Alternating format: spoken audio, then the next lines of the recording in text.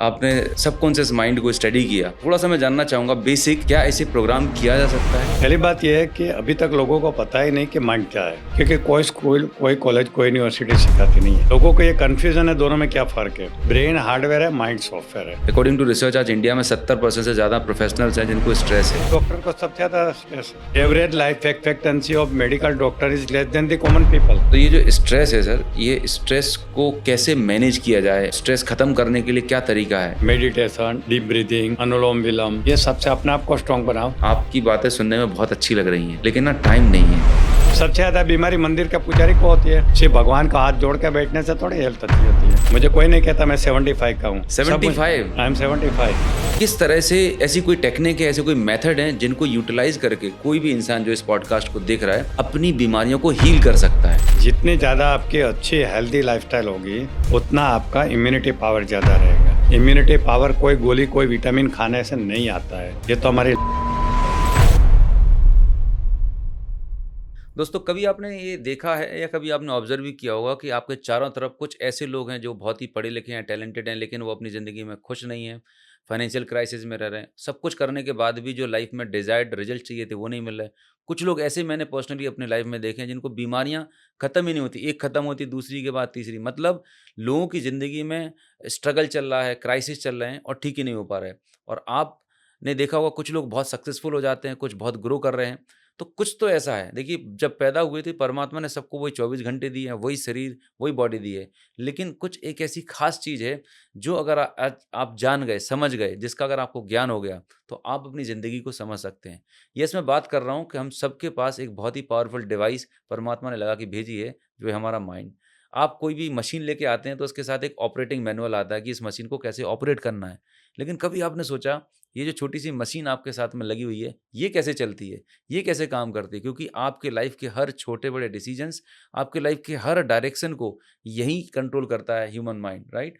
तो आज इस ह्यूमन माइंड को समझने के लिए कि ये कैसे काम करता है, किस तरह से आप इसे प्रोग्राम कर सकते हैं, जिससे आप अपनी मर्ज़ी की ज़िंदगी को डिज़ाइन कर सकते हैं। तो इसके बीच आज एक बहुत ही ख़ास गेस्ट हैं और मुझे बड़ा प्राउड फ़ील हो रहा है, आई एम वेरी एक्साइटेड, क्योंकि आज उनको इंट्रोडक्शन की ज़रूरत नहीं है, इंट्रोडक्शन की मोहताज नहीं है। पिछले 50 सालों से वो स्पेस में काम कर रहे हैं। खुद एक मेडिकल डॉक्टर हैं, 25 साल की मेडिकल प्रैक्टिस कर रहे हैं। पिछले 25 सालों से माइंड पावर की ट्रेनिंग दे रहे हैं, सबकॉन्शियस माइंड को रिप्रोग्राम करने की। लाखों करोड़ों लोगों की ज़िंदगी को ट्रांसफ़ॉर्म कर चुके हैं, 40 से ज़्यादा कंट्री जा चुके हैं और उनकी 120-30 से ज़्यादा बुक्स पब्लिश हो चुकी हैं। तो कुल मिला के वो एक सेलिब्रिटी हैं, हिंदुस्तान के मैक्सिमम ट्रेनर, कोच, ऐसा कोई होगा नहीं जिन्होंने उन्हें सुना ना हो, जाना ना हो। तो मैं आपके बीच बड़े ही प्राउड के साथ इनवाइट करने जा रहा हूँ doctor Jitendra Adiya sir on my podcast. Sir, doctor साहब बहुत-बहुत स्वागत है आपका। Thank you Anup ji. मैं तो कई सालों से आपकी बुक्स पढ़ रहा हूँ और सबसे पहली बुक जो मैंने आपकी देखी थी प्रेरणानु झरना, और उससे मेरी लाइफ को बहुत बड़ा इम्पैक्ट आया। और मेरे लिए आज का podcast it's dream come true जैसा है कि जिस पर्सन की किताब को देख के मैं सीखा, मेरी लाइफ में इम्पैक्ट आया, उनसे आज मैं साक्षात मिल रहा हूँ। So really it's amazing feeling for me. जैसा कि मैं आपसे बातचीत कर रहा था कि आप पहले पेशे से डॉक्टर थे, राइट? तो पहले तन का, बॉडी का आप ट्रीटमेंट करते थे। तो ऐसा क्या हुआ आपकी ज़िंदगी में कि फिर आपने मन के बारे में, सबकॉन्शियस माइंड के बारे में करना शुरू किया? तो कुछ थोड़ा-सा अपने बारे में बताएँ सर? बात तो ये है कि शरीर का डॉक्टर था, तब मैंने देखा कि मेरे पास जो मरीज आते हैं उसके सिर्फ मैं बीमारी ठीक कर सकता था, उसका जीवन तो ठीक नहीं कर सकता था। राइट। और जीवन वैसा के वैसा चलता रहा तो उनकी बीमारी अभी चलती रहेगी। बार-बार वही बीमारी, अलग बीमारी लेके आओगे। जी। मगर मैंने देखा कि हमें जब मेडिकल कॉलेज में सिखाया जाता था, जब मैं पढ़ता था आज से 50 साल पहले, कि 10% डिज़ीज़ आर साइकोसोमेटिक। ओके। मगर मेरा अभी का एक्सपीरियंस ये कहता है कि 90% डिज़ीज़ आर साइकोसोमेटिक, यानी मन से शुरू होकर शरीर को इफ़ेक्ट करता है और बीमारी दिखती है शरीर में। तो मैं सोचा कि ऐसा क्यों नहीं करें कि मन को ही ट्रीट करें, ताकि उनका 90% डिज़ीज़ भी ठीक हो जाए और अच्छा हो जाए। तो फिर मन के बारे में सीखना चालू किया, सिखाना चालू किया। फिर मैंने देखा यार, मन का बारे में सिखाने से लोगों का जीवन भी ठीक हो रहा है और वो भी डिस्टेंटली हो रहा है। ऐसे कितने लोग हैं जिससे मैं आज आपको पहली बार मिल रहा हूँ, जी, मगर आज के जीवन में मेरा कंट्रीब्यूशन है। बिल्कुल। वैसे दुनिया में लाखों लोग हैं जिनको मैं रिमोटली कुछ कर सका। एज़ ए मेडिकल डॉक्टर मैं ये नहीं कर सकता था कि मैं अहमदाबाद में बैठ के बम्बई के कोई पेशेंट को या दिल्ली का कोई पेशेंट को ठीक नहीं कर सकता था। जो मेरे सामने आके बैठता था उनको ही ठीक करता था। तो मैं बोला ये कितना बड़ा फील्ड है कि मैं दूर बैठे-बैठे लोगों का जीवन ठीक करता हूँ। फिर सोचा यार लोगों की बीमारी बहुत ठीक किया, अब उसका जीवन ठीक करो और आ गया। वैसे मैंने power of subconscious mind Joseph Murphy की पहली किताब पढ़ी, जी। देख के मैं बहुत इम्प्रेस हुआ। तब तक मुझे ज्ञान नहीं था। खुद के जीवन में उसका अनुभव किया, फैमिली में उसको बताया, उनको फ़ायदा हुआ, लोगों को बताया, फ़ायदा हुआ। फिर मैंने 1-2 जगह बिगिनिंग में लेक्चर दिया इस सब्जेक्ट के ऊपर, बहुत रिस्पॉन्स मिला। हुँ। तो बोला ये तो बहुत अच्छा काम है, भगवान का काम है। फिर मैंने गोल बना लिया कि लाखों करोड़ों लोगों तक मुझे माइंड पावर सिखाना है। करते-करते लोग बोलने लगे कि साहब आप जो बोलते हो कोई किताब में है ही नहीं, तो आप खुद किताब लिखो। फिर मैंने प्रेरणा का झरना मेरी पहली किताब लिखी 98 में, अच्छा 27 ईयर्स पहले। और वॉव! पहली किताब ओवरनाइट बेस्टसेलर बन गई। इसके 2-3 रीज़न थे। एक तो ये सब्जेक्ट के ऊपर इंडिया में कोई किताब ही नहीं थी। जोसेफ मर्फी तो अमेरिकन ऑथर है, बहुत कम लोग उनको जानते थे, पढ़ते थे। मेरी किताब तीनों भाषा में आ गई, गुजराती, हिंदी, अंग्रेजी में, तो एकदम लोगों को पसंद आ गई, बेस्टसेलर बन गई। उसकी वजह से लोग मुझे बुलाने लगे प्रोग्राम के लिए, सेमिनार वर्कशॉप बढ़ गए। फिर धीरे-धीरे सोचा अब मेडिकल लाइन की क्या ज़रूरत है, अब इसमें चलो। वैसे मैंने 10 साल दोनों काम किया। मैं यहाँ के मेडिकल कॉलेज में प्रोफ़ेसर था। मैं अच्छा, एमबीबीएस, एमडी का एग्ज़ामिनर भी था। वो ओके। लेवल पे था और फिर भी मैं छोड़ के आया। मैं सोचा ये भगवान का काम करना है, ये छोड़ो। अगर मैं चालू रखता मेरी जॉब और रिटायर होता था बाकायदा, तो मुझे आज 2 लाख रुपया ये रिटायरमेंट पेंशन मिलता था। जी। मैं बीच में से छोड़ दिया। मैं इतना एक्साइट हो गया ये फ़ील्ड हुँ। से कि मुझे पेंशन की वेट नहीं करनी है, मुझे यही काम करना है। क्या तो बात वो है। एक्साइटमेंट ने मुझे इसमें खींच के लाया जी। और मस्त ज़िंदगी जी है मैंने। 45 कंट्रीज़ में मैंने प्रोग्राम दिए, दुनिया घूमा, लोगों का प्यार मिला, पैसा बहुत कमाया, सब कुछ मिला, मज़ा आ गया ऐसा। तो सर जैसे आपने बताया कि आपने सबकॉन्शियस माइंड को स्टडी किया, तो थोड़ा-सा मैं जानना चाहूँगा बेसिक कि एक्चुअली में ये होता कैसे है और इसको क्या प्रोग्राम जैसे कंप्यूटर की हम प्रोग्रामिंग करते हैं, फॉर्मेटिंग करते हैं, क्या इसे प्रोग्राम किया जा सकता है? और इसके बाद फिर हमारा अगला सवाल ये है कि ये माइंड बॉडी कनेक्शन क्या है? उस पे हम बाद में आएँगे। जी। Very good. पहली बात ये है कि अभी तक लोगों को पता ही नहीं कि माइंड क्या है, क्योंकि कोई स्कूल, कोई कॉलेज, कोई यूनिवर्सिटी सिखाती नहीं है। इवन हमारी मेडिकल कॉलेज में भी माइंड के बारे में नहीं सिखाते, ब्रेन के बारे में सिखाते हैं। हार्डवेयर। और हाँ, जी। लोगों को ये कन्फ्यूज़न है दोनों में क्या फ़र्क है। ब्रेन हार्डवेयर है, माइंड सॉफ्टवेयर है। दूसरी लैंग्वेज में कहे तो subconscious mind is a programmable computer and conscious mind is a programmer. Aladdin का जादुई चिराग की कहानी है, बिल्कुल वैसा ही है कि उसमें अलादीन था, वो कॉन्शियस माइंड है, जीनी है वो सबकॉन्शियस माइंड है, वो चिराग था वो हमारा दिमाग है। अगर लोग ये सीख जाए कि चिराग को कैसे घिसना है, जीनी को कैसे जगाना है और कैसे काम देना है, तो उसके सब सपने पूरे हो। तो ये सब बातें मैंने सीखा और लोगों को सिखाना चालू किया। तो पहले तो हम ये बता देते हैं कि brain is the hardware, mind is the software. दूसरी बात है कि भगवान ने हमें सबको 100% माइंड पावर दिया है, मगर हम उसके बारे में ज़्यादा जानते नहीं, इसलिए हम ज़्यादा इस्तेमाल नहीं करते। ओके। कहते हैं कि मैक्सिमम लोग, सफल से सफल लोग भी अपने माइंड पावर का 10% इस्तेमाल करते हैं, 90% तो जानते ही नहीं है। That is power of subconscious mind. क्योंकि कॉन्शियस माइंड और सबकॉन्शियस माइंड में फ़र्क ये है कि कॉन्शियस माइंड के पास 10% पावर है, 90% पावर सबकॉन्शियस माइंड के पास है। ज़्यादातर हम कॉन्शियस माइंड के पावर को ही जानते हैं। वो कौन से पावर है? Thinking, logic, analysis, interpretation, selection, IQ, will power, decision, calculation, ये सब कॉन्शियस माइंड के पावर है। वही पावर से हम जीते रहते हैं। हुँ। जबकि बैकग्राउंड में जो काम करता है, सबकॉन्शियस माइंड, उसके बारे में जानते नहीं हैं। और हमारा जीवन ज़्यादातर ऑटो पायलट पे चलता है, हैबिट्स एंड बिलीफ से चलता है। हुँ। ज़्यादातर हमारे जो डेली एक्शंस होते हैं ना, 90% आउट ऑफ हैबिट होता है। सुबह उठ के ब्रश करने से लेके सभी जो काम होते हैं उसका 90% ऑटोमेटिक हो जाता है।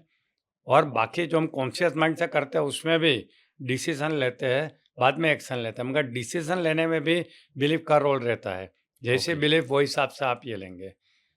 तो ये डिसीजन एंड बिलीफ है ना, ये हमारे जीवन को कंट्रोल करता है और ये दोनों हमारे सबकॉन्शियस माइंड में पड़ा रहता है, एक स्क्रिप्ट में रूप में। जैसे फ़िल्मों की स्क्रिप्ट रहती है, ऐसे हमारे जीवन की स्क्रिप्ट होती है, जिसको हम लाइफ स्क्रिप्ट कहते हैं, जो हमारे सबकॉन्शियस माइंड में पड़ी होती है। तो ये जब तक स्क्रिप्ट चेंज नहीं करें, तब तक हमारे जीवन में रिज़ल्ट चेंज नहीं होता है, क्योंकि ये स्क्रिप्ट में से ही हमारा बिहेवियर आता है। मगर ओके। ये स्क्रिप्ट कैसे चेंज करें? वो कॉन्शियस माइंड को हमें ट्रेनिंग देनी पड़ती है कि इस स्क्रिप्ट को पहचानो और इसमें जो बदलने वाली चीज़ है, उसको बदलो। इसका मतलब रीप्रोग्रामिंग करो। आपका जो ऑलरेडी प्रोग्राम पड़ा है सबकॉन्शियस माइंड में, तो उसको रीप्रोग्रामिंग करो। तो प्रोग्रामर का रोल कॉन्शियस माइंड करेगा और स्क्रिप्ट सबकॉन्शियस माइंड में पड़ी है। अगर ये स्क्रिप्ट चेंज होने लगी, पॉजिटिव होने लगी, तो जीवन पॉजिटिव हो जाएगा। इतना सिंपल ये विज्ञान है कि लोगों को पता ही नहीं है। और जी। जो लोग ये जानते हैं, हुँ, उनके जीवन में से संघर्ष चला जाता है। संघर्ष इसलिए होता है कि उनको ज्ञान नहीं है ये। मेरे जीवन में कोई संघर्ष नहीं है, मुझे जो चाहिए वो आराम से मेहनत करके मिलता है। मुझे ना, जब से मैं ये सीखा हूँ, मेरे जीवन में संघर्ष नहीं रहा। जी। तो सर ये आप बता रहे हैं कि प्रोग्राम है, राइट? सबकॉन्शियस माइंड में कुछ स्क्रिप्ट पड़ी हुई है। यस। तो ये स्क्रिप्ट आती कहाँ से है? क्या ये बच्चा बचपन गर्भ से से बनती जाती है। हम पैदा होते हैं ना, जी। तो जो भी हम अनुभव के साथ बड़े होते हैं, हुँ, अच्छे बुरे अनुभव होते रहते हैं। हमें हमारे पेरेंट ने जैसे ट्रीट किया, हमारे रिलेटिव ने ट्रीट किया, हमारे टीचर ने ट्रीट किया, समाज ने ट्रीट किया, फ्रेंड ने ट्रीट किया, वो सभी जो हमारे एक्सपीरियंसेस से पास होकर हमारी स्क्रिप्ट बनती है। मतलब एक्सटर्नल एनवायरनमेंट जो मूवी में एक्सटर्नल दिखाया जा रहा है। एनवायरनमेंट से यस। हमारी स्क्रिप्ट बनती है।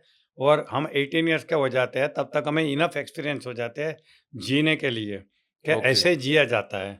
यानी हमारी नियरली स्क्रिप्ट कंप्लीट हो जाती है, बट वो स्क्रिप्ट बदलती रहती है। It is a dynamic script.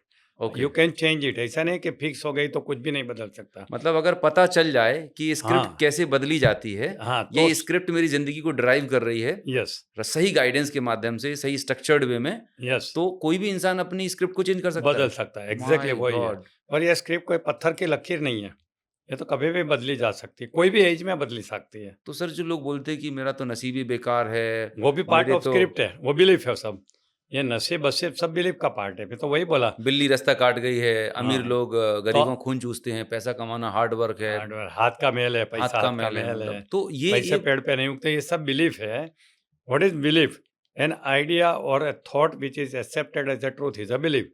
जिस विचार को हम सत्य करके मान लेते हैं, जी, वो हमारी मान्यता बन जाती है। और जैसे मान्यता वैसे हमारे विचार, फिर मान्यता हमारे विचारों का एपिसेंटर बन जाता है। वहाँ से विचार आते रहते हैं। जैसी ओके, मान्यता वैसे विचार आएँगे। जैसा विचार आएगा ऐसे हमारी इमोशन बनेगी, और विचार और इमोशन मिलके हमारे डिसीजन और एक्शन डिक्टेट करेगी। तो ओरिजिनल गंगोत्री तो बिलीफ के अंदर है, and belief is a part of your script. Okay, तो ओके। आप स्क्रिप्ट में जब तक जाना नहीं सीखेंगे, अपने बिलीफ को समझोगे नहीं, तब तक आपके जीवन में कोई रिजल्ट भी चेंज नहीं होगा। मेरी एक किताब है, रीराइट योर लाइफ स्क्रिप्ट करके, पूरी इसके ऊपर मैंने लिखी है क्या कि बात अपनी है! स्क्रिप्ट को कैसे पहचानना और कैसे बदलना। तो जैसे आप बता रहे हैं कि सर ये स्क्रिप्ट लिखी हुई है, चूँकि मैं as a diabetes reversal coach काम कर रहा हूँ, बहुत सारे लोग आते हैं हमारे पास, इलाज करवा रहे हैं कई साल से, दवाइयाँ बदल रहे हैं, डॉक्टर बदल रहे हैं, लेकिन फिर भी ठीक नहीं हो रहे। तो क्या बीपी, शुगर, थायरॉइड, स्ट्रेस ये जितनी भी लाइफ़स्टाइल डिसऑर्डर्स हैं और आपने बोला कि 90% बीमारियों का कारण साइको और सोमा साइकोसोमैटिक हैं। तो ऐसे कौन से विचार हैं जिनकी वजह से हमारे अंदर बीमारियाँ पैदा होती हैं? और थोड़ा एक कनेक्शन बताएँगे कि अगर कोई सोच रहा है कि मैं मेरी तबीयत ठीक नहीं है, मुझे हेडेक हो रहा है, तो इसका इम्पैक्ट बॉडी में कैसे आता है? स्ट्रेस एंड नेगेटिव थिंकिंग, ये दो चीज़ है, वो हमारे शरीर में पैदा करती है, सब बीमारियां पैदा करती है। कैसे? हाँ, मैं जब मेडिकल कॉलेज में था, तो हम 2-3 लोग थे जो ऐसे एक्सपेरिमेंट किया करते थे। तो हम रात को 3-4 लोग मिलकर डिसाइड करते हैं हुँ। कि कल इसको हमें बीमार करना है। अच्छा। हाँ, तो एक श्याम करके लड़का हमारे क्लास में था। हुँ। वो काफ़ी वल्नरेबल था, यानी उसका हिप्नोटाइज़ेबल था, काफ़ी सेंसिटिव था। तो हम डिसाइड करते कल श्याम को बीमार करना है। फिर 4-5 लोग डिसाइड करते थे कि कल सुबह उठ के उनको मिल के क्या बोलना है। ओह माय तो गॉड! पहले एक मिलता था, "श्याम क्या हो गया आज तेरा? तबीयत ठीक नहीं है? रात को नींद हो गई?" बोलता, "नहीं, नहीं कुछ नहीं है, ठीक है सब कुछ।" फिर दूसरा बोलता था, "श्याम तेरा मुँह क्यों उतना उतरा उतरा हुआ है। है? बुखार तो नहीं?" ऐसा करके टेस्ट करता था। चौथा और कुछ बोलता था। 4-5 लोग उनको बोलते थे, "तू ठीक नहीं है, ठीक नहीं है, ठीक नहीं है।" शाम तक उनको बुखार आ जाती थी। हम ऐसे एक्सपेरिमेंट किया करते माय थे। गॉड! यानी पावर ऑफ सजेशन से उनके अंदर बुखार पैदा कर देते थे हम, उनको डाउन कर देते थे, ऐसा। तो ये होता है power of words and power of belief. उनको हम बिलीव करवा देते थे। एक कहानी थी, आई थिंक वो पंचशील की या किसकी कहानी थी, कि एक आदमी बकरी कंधे पे लेके जा रहा था, 4 उसके ये मिले लुटेरे, हाँ, और उसको बोलने लगे कि ये गधे को लेके कहाँ जा रहा है, कुत्ते को हाँ। लेके क्या जा रहा है, तू ब्राह्मण है, तेरा धर्म भ्रष्ट हो जाएगा। तो पहली बार नहीं मानता है, दूसरी बार नहीं मानता, तीसरी चौथी बार उसको पता है कि मैं बकरी लेके जा रहा हूँ, फिर भी कुत्ता समझ के फेंक के चला जाता है। तो ऐसा होता है कि जो बार-बार कहा जाता है वो बिलीव हो जाता है, क्योंकि हमारा सबकॉन्शियस माइंड को प्रोग्रामिंग की एक भाषा है एफर्मेशन, ओके, वर्ड की भाषा। मेनली 2 भाषा होती है, एक चित्रों की भाषा, विजुअलाइज़ेशन, पिक्चर्स हाँ। पिक्चर की, और एक एफर्मेशन की। जो बार-बार हम कहते हैं या बार-बार दूसरे लोग कहते हैं, वो हमारे सबकॉन्शियस माइंड के लिए प्रोग्राम बन जाता है। ओके। मतलब जिसे हम सेल्फ टॉक जो यस, दिन भर हम अपने आप से बातें करते बातें हैं, करते हैं। जाने-अनजाने में। वो हमारी स्क्रिप्ट को इफ़ेक्ट करता रहता है। मगर ओके। क्या बातें करते हैं वो फिर से बिलीफ का रोल है उसके अंदर। हम थोड़ा-सा अपने इसे बारे एक्सप्लेन में करिए मतलब कि अगर कोई इंसान बीमार है मतलब खुश नहीं है ना? परेशान है, बार-बार उसे एक के बाद दूसरी बीमारी, दूसरी के बाद तीसरी बीमारी होती जा रही है, तो ऐसी कौन-सी स्क्रिप्ट चल रही होगी उसके अंदर? कैसे वो आइडेंटिफ़ाई करे उन नेगेटिव स्क्रिप्ट को? देखो मैंने कहा ना कि साइकोसोमेटिक यानी मन में बीमारी स्टार्ट होती है और शरीर के ऊपर उसकी इफ़ेक्ट एक्सप्रेस करती होती है। है। इसको साइको मीन्स माइंड एंड ये सोमा सोमा मतलब मीन्स बॉडी। बॉडी। जी। तो ये इफ़ेक्ट होती है। आजकल की सभी बीमारी जो आजकल जो कॉमनली दिखती है, diabetes, blood pressure, anxiety, OCD, PCOD, rheumatic arthritis, ये सब चीज़ साइकोसोमेटिक है। तो जितनी ज़्यादा नेगेटिव सेल्फ टॉक करेंगे, इतनी बीमारियाँ आएँगी।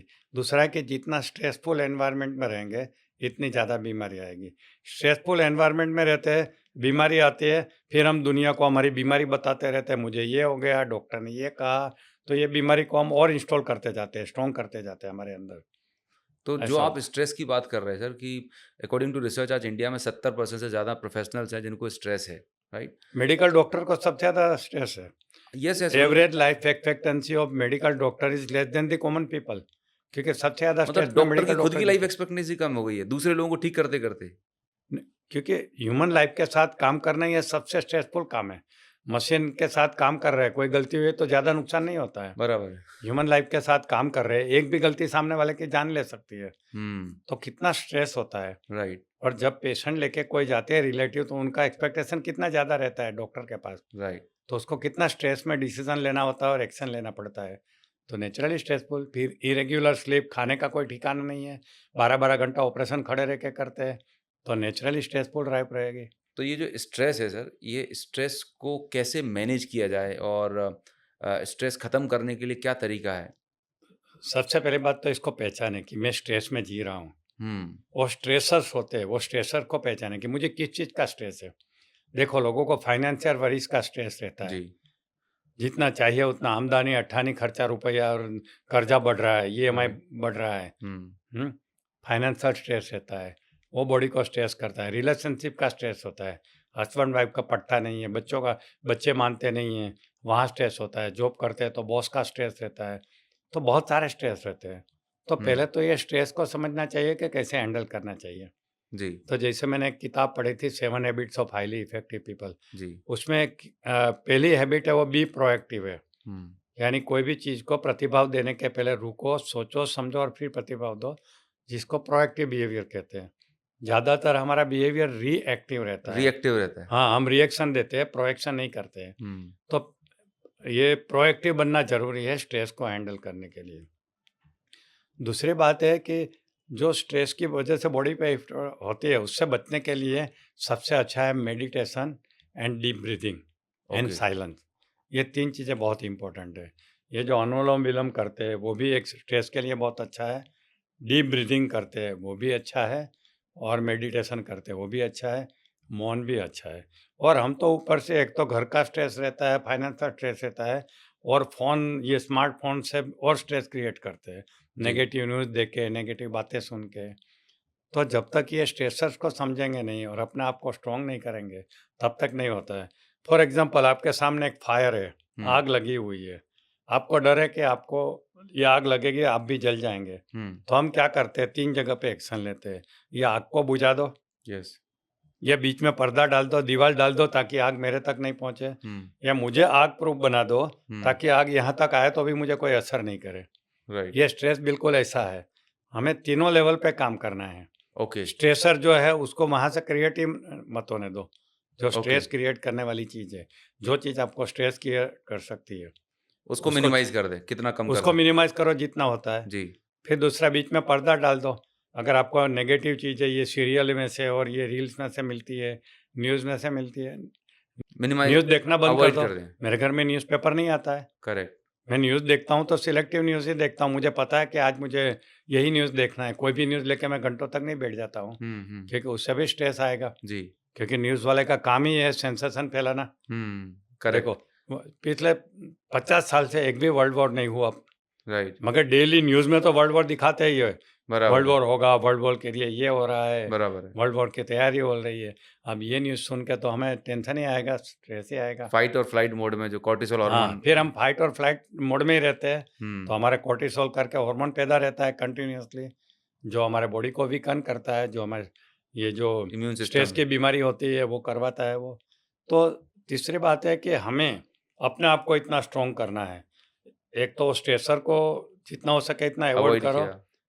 कोई नेगेटिव फ्रेंड है, नेगेटिव बातें करता रहता है, तो उससे दूर रहा करो ना, तो हुँ, स्ट्रेस दूर हो गया ना। बराबर है, फिर पर्दा डालो, उसको दूर उससे बात करना ही बंद कर दिया तो पर्दा आ गया। करेक्ट। तीसरा अपने आप को ठीक करो, मेडिटेशन, डीप ब्रीथिंग, अनुलोम-विलोम, ये सबसे अपने आप को स्ट्रॉन्ग बनाओ डॉक्टर ताकि साहब, आपकी बातें सुनने में बहुत अच्छी लग रही हैं, लेकिन ना टाइम नहीं है, डीप हुँ, ब्रीथ करने का, मेडिटेशन करने का, मतलब मरने की फुर्सत नहीं है, इतने बिज़ी हाँ, हैं। ये डायलॉग बहुत कॉमन है, मुझे तो हाँ, मरने की फुर्सत नहीं है। हाँ, क्योंकि मैं फुर्सत मिली तो मर जाऊँगा। मैं सबको बोलता हूँ कि नरेंद्र मोदी साहब को अभी पढ़ने का टाइम मिलता है, ये ऐसे टाइम पे, तो लोगों को क्यों नहीं मिलता है? अच्छा मैं पूछता हूँ, तुम्हें सोने के लिए टाइम है? हाँ, है। हुँ, टीवी देखने के लिए टाइम है? बिल्कुल, है। हाँ, फ़िल्में देखने के लिए टाइम है, फ़ोन में बात करने के लिए टाइम है, खाने के लिए टाइम है, सभी के लिए टाइम है, तो इसके लिए क्यों टाइम नहीं है?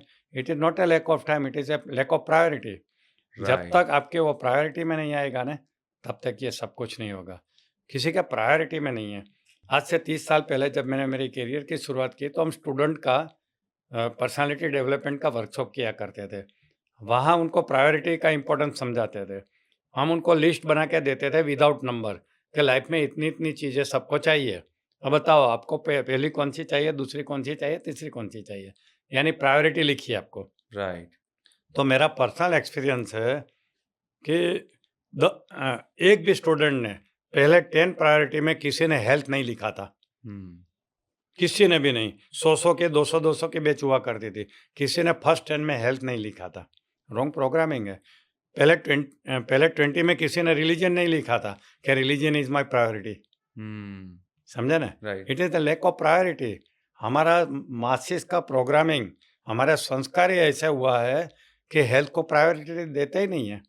हुँ, और समझे उसका ना? खामियाज़ा भी भुगतना भगवान, पड़ रहा है। पूजा इस सब को देते हैं और हुँ, कितने मैं रिलीजियस गुरु को बताता हूँ कि जिन्होंने हेल्थ बिगाड़ के अपना जल्दी एंड हो गया हो, ऐसे कितने मैं लोग एग्री बताता हूँ। करता हूँ आपकी 90% से ज़्यादा लोगों को मैंने देखा है कि बस प्रवचन देते अलग है, लेकिन खुद के बॉडी पे खुद के बॉडी पे ध्यान काम नहीं नहीं है। देते। बिल्कुल, तमाम सारी बीमारियाँ हैं। सबसे ज़्यादा बीमारी मंदिर के पुजारी को होती है, क्योंकि 100%। वहीं बैठे रहते हैं अंधेरे में हाँ, जहाँ वेंटिलेशन नहीं है, मूवमेंट नहीं है और भगवान का प्रसाद खाते रहते हैं जिसमें मीठा है, घी बहुत रहता है। Correct, correct. हैं? तो हाँ, फिर उनको बीमारी नहीं होगी तो क्या होगा? खुली हवा में जाओ, धूप में जाओ, गार्डन में जाओ, गेम खेलो, एक्सरसाइज़ करो, हेल्दी लाइफ़स्टाइल जियो तब होगा ना। सिर्फ़ भगवान का हाथ जोड़ के बैठने से थोड़ी हेल्थ अच्छी होती है। अभी वैसे तो उम्र पूछी नहीं जाती, पर आप इतने यंग और फिट कैसे दिख रहे हैं सर अभी? जनरली क्या एज होगी आपकी? वही मेरी लाइफ़स्टाइल, मेरी प्रायोरिटी, मेरी फर्स्ट प्रायोरिटी है हेल्थ है। मुझे कोई नहीं कहता मैं 75 का हूँ। सब मुझे 75 आई एम 75। सब मतलब लोग ये कहते हैं यू आर 55, 50 सब ऐसे ही बोलते हैं। My God! तो इतनी बार मैं सुन चुका हूँ, ये मेरा वो सीनियर सिटीज़न का कार्ड लोग माँगते हैं जब मैं रेलवे में कहीं कंसेशन लेता हूँ ना सीनियर हाँ, सिटीज़न का, जी, मानते नहीं कि मैं सीनियर सिटीज़न हुआ हूँ। क्या बात है। कहने का मतलब ये है। जी, मैं 65 इयर्स में तो मैं पायलट ट्रेनिंग लिया है, सोच सकते हो? पायलट 65 बना की हूँ एज मैं ओह माय गॉड! 65 में, 72 में मैंने स्काई डाइविंग किया है। Great sir, great. तो क्या होता है कि हमारी 3 टाइप की एज होती है। जी, एक होती है क्रोनोलॉजिकल एज यानी जो कैलेंडर के हिसाब से है हुँ, जिसमें मैं 75 हूँ।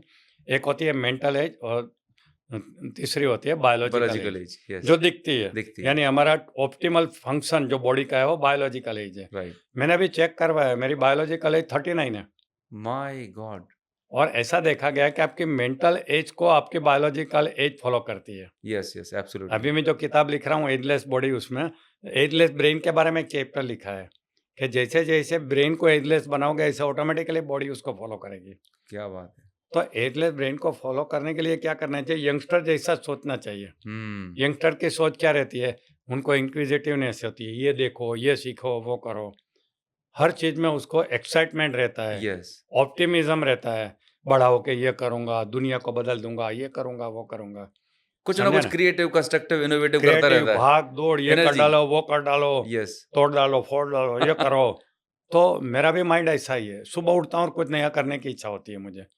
और तो जनरली लोगों का असर क्या होता है 55 और 60 की हो गई अब तो बस ज़िंदगी बस खत्म, भगवान का नाम लो, नाना-नानी भगवान का नाम लो, 4 धाम यात्रा करो, अब चार जाने धाम। की तैयारी। मैं अभी तक चार धाम यात्रा नहीं किया क्योंकि मैं मानता ही नहीं कि मुझे मैं इतना ओल्ड हो चुका हूँ कि मुझे अभी चार धाम यात्रा करनी है। ग्रेट। तो वापस मैं आता हूँ कि जो हम बात कर रहे थे माइंड की रीप्रोग्रामिंग की और आपने बताया कि सबकॉन्शियस की हमारी एक लैंग्वेज है जो पिक्चर्स एंड वर्ड्स की। तो एक तो हेल्थ की हमने बातचीत कर ली। किस तरह से ऐसी कोई टेक्निक है, ऐसे कोई मेथड हैं जिनको यूटिलाइज़ करके कोई भी इंसान जो इस पॉडकास्ट को देख रहा है, अपनी बीमारियों को हील कर सकता है, ट्रांसफ़ॉर्म कर सकता है मतलब? बिल्कुल, सबसे पहली बात तो ये बीमारी को समझना चाहिए कि बीमारी आई कैसे? जी, तो बीमारी कैसे आती है? देखिए, बीमारी करने वाले जो फैक्टर्स हैं, जिसको हम जी, ट्रिगर कहें या एजेंट कहें, वो बाहर रहते हैं राइट। और हमारा बॉडी होस्ट कहे, हुँ, एजेंट एंड होस्ट होता है। जी, ये दोनों का मिलन करवाता है हमारा एनवायरनमेंट। हुँ। जैसे हम गंदे एनवायरनमेंट में रहते हैं, तो बैक्टीरिया और वायरस, फंगस ये सब हमारे को पैथोजेन्स इफ़ेक्ट अटैक करती है। करते हैं। जी, मगर आजकल तो ज़्यादातर लोग अच्छे एनवायरनमेंट में रहते हैं, ख़ास हुँ, करके हमारे देखने वाले जी, जो भी है, वो तो अच्छे एनवायरनमेंट में रहते हुँ, होंगे। मगर उनको जो साइकोलॉजिकल फैक्टर है, उसके बारे में पता नहीं है कि जो स्ट्रेसर्स है वो। अच्छा, हमारी बॉडी में एक इम्यूनिटी सिस्टम रहती है जो फाइटिंग मैकेनिज्म या डिफेंस आर्मी रहती है। जी। ये दोनों के बीच में कंटिन्यूअसली टग ऑफ वॉर चलता रहता है। मतलब एक्सटर्नल एनवायरनमेंट एंड हमारा internal defence system. Defence system और जो एजेंट रहते हैं, ओके। तो एजेंट में जैसे कहा लिविंग एजेंट रहते हैं, बैक्टीरिया, वायरस, फंगस, पैरासाइट। हुँ, ये लिविंग एजेंट होते हैं जो हमारे ऊपर। फिर फिजिकल एजेंट होते हैं, ठंडी, गर्मी, साउंड, ये सब भी हमारे हेल्थ के ऊपर इफेक्ट करती है। उसके बाद स्ट्रेस करने वाले जो एनवायरनमेंट रहते हैं, जैसे अब हुँ, बॉस का त्रास, हस्बैंड या वाइफ का त्रास, मनी का त्रास, तो ये सब स्ट्रेस क्रिएट करते हैं। तो ये सभी के साथ हमारी बॉडी की immunity mechanism continuously fight mode में रहती है। हुँ, और अगर हमारी इम्यूनिटी उससे ज़्यादा पावरफुल है, तो इनका कोई इफ़ेक्ट नहीं होता है, यानी हम बीमार नहीं होते हैं। राइट। मगर जैसे वो इम्यूनिटी डाउन होती है, तो ये सब हमारे ऊपर हावी हो जाते हैं, biological factor, physical factor and psychological factor. तो हमें क्या करना चाहिए कि हमारी बॉडी की इम्यूनिटी स्ट्रॉन्ग रहे, वैसी हमें लाइफ़स्टाइल जीनी चाहिए। ओके। जितनी ज़्यादा आपकी अच्छी हेल्दी लाइफ़स्टाइल होगी, उतना आपका इम्यूनिटी पावर ज़्यादा रहेगा। इम्यूनिटी पावर कोई गोली, कोई विटामिन खाने से नहीं आता है, ये तो हमारी लाइफ़स्टाइल से आता है। लोगों को लगता है कि मैं विटामिन खा रहा हूँ, तो मेरी इम्यूनिटी बढ़ जाएगी, ऐसा नहीं है। सबसे ज़्यादा विटामिन वो खाते थे माइकल जैक्सन, जी, मगर he died at the age of 50 correct, correct. क्योंकि उनकी लाइफ़स्टाइल गलत थी। तो जो लाइफ़स्टाइल है, ये एक हेल्दी लाइफ़स्टाइल में क्या-क्या चीज़ें होनी चाहिए सर आपके हिसाब से?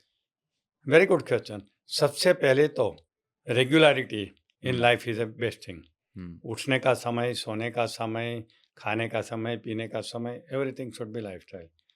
दूसरी बात है कि न्यूट्रिशन को ध्यान रखना चाहिए, क्योंकि आजकल का फूड हमारा ऐसा है जिसमें बहुत सारे न्यूट्रिशन हमें ज़रूरी है, वह नहीं मिलता है। जैसे D3 नहीं मिलता है, बी12 हमारा B12 नहीं मिलता है, ओमेगा 3 नहीं मिलता है, जो फैटी एसिड होता है। ऐसे बहुत सारी चीज़ प्रोटीन है जो भी नहीं है, मिलती है। Right, right. मैग्नीशियम नहीं मिलता है, ये सब चीज़ें। तो हमें ये देखना चाहिए कि इसमें कमी तो नहीं आ जाएगी। हुँ, मेरा एक बार हुआ था, D3 कम हुआ था, मैंने ब्लड टेस्ट में करवाता रहता हूँ, हुँ, तो इमीडिएटली D3 खाना शुरू किया तो ठीक हो गया। राइट, तो हमें ये देखना चाहिए कि न्यूट्रिशन हमारा सही है कि नहीं है। राइट। ओवर ईटिंग नहीं करना चाहिए, ओवर ईटिंग से ओबेसिटी होती है। जो ज़रूरत है उतना खाना चाहिए। तो ये न्यूट्रिशन के बारे में हो गया। तीसरी बात ये है कि जितना शांत मन रहेगा ना, इतना हम हेल्दी रहते हैं। जितना एक्साइटेड माइंड रहता है ना, इतना हम अनहेल्दी रहते हैं। खास करके उतना हमें ये नई बीमारियाँ होती है स्ट्रेस वाली। तो रेगुलरली गुस्से को कंट्रोल करना बहुत ज़रूरी है। एंगर के ऊपर मैंने किताब भी लिखी है, मैं प्रोग्राम भी करता हूँ।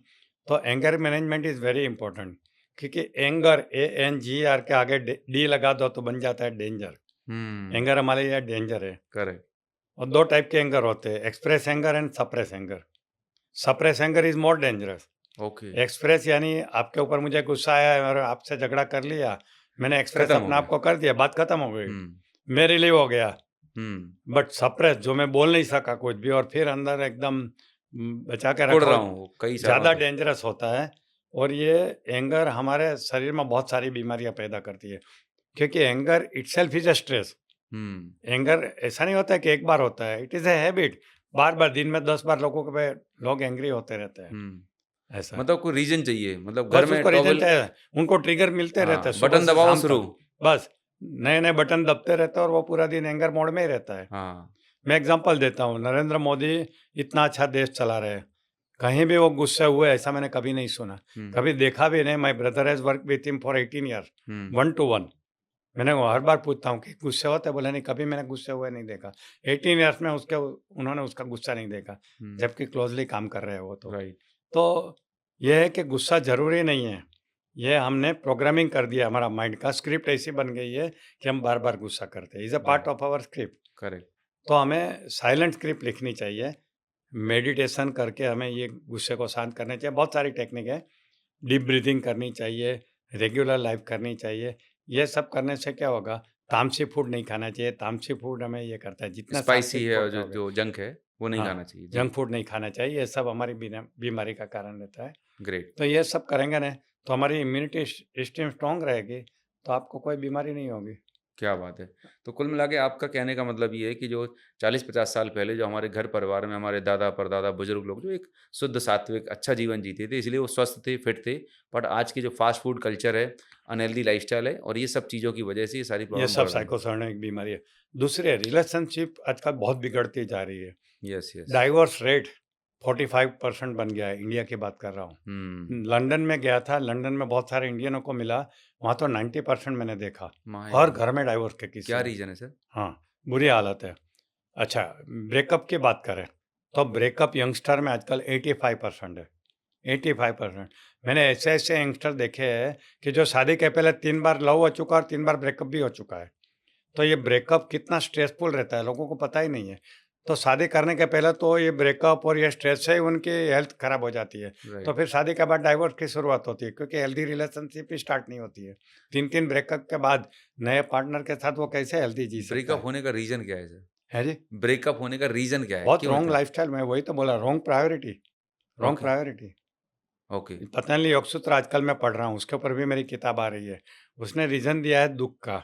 ओके, क्लेशा, क्लेशा यानी हमारी रॉन्ग प्रायोरिटी। जी। तो 5 क्लेश उन्होंने बताया कि ये क्लेशा की वजह से हमारा दुःख बनता है। हुँ, तो ये क्लेशा को जब रिमूव नहीं करेंगे तब तक हमारा दुःख नहीं जाएगा। तो ये रॉन्ग प्रायोरिटी है, रॉन्ग प्रोग्रामिंग है। ये करेक्ट, सोशल मीडिया का इफ़ेक्ट, बहुत सारी चीज़ें। राइट, पेरेंट्स को बच्चों के लिए टाइम नहीं है। हुँ, लव ढूँढते रहते हैं। देखिए, लव हमारी सबसे बेसिक रिक्वायरमेंट है। मोर देन फूड मैं तो बोलता हूँ है। ओके, देखो, एक बार खाना नहीं मिला तो कोई सुसाइड नहीं कर लेता है, मगर लव नहीं मिला तो सुसाइड कर लेते हैं। ऐसे एग्ज़ाम्पल मिलेंगे आपको, वेरी ट्रू, है ना? सही तो बात है। लव इतनी बड़ी रिक्वायरमेंट है। आजकल सब सोशल मीडिया में पैसों के पीछे ऐसा भाग रहे हैं कि लव का टाइम नहीं है, हस्बैंड वाइफ के बीच में लव नहीं है, माँ-बाप को बच्चों के साथ लव नहीं है, सब सोशल मीडिया में बिज़ी है। फिर बच्चे प्यार ढूँढते हैं बाहर जाके, करेक्ट, वहाँ उनको गलत लव मिल जाता है, जो फिज़िकल अट्रैक्शन का लव होता है वो मिलता है। फिजिकल अट्रैक्शन खत्म हो गया, हुँ, ब्रेकअप, ब्रेकअप, ब्रेकअप।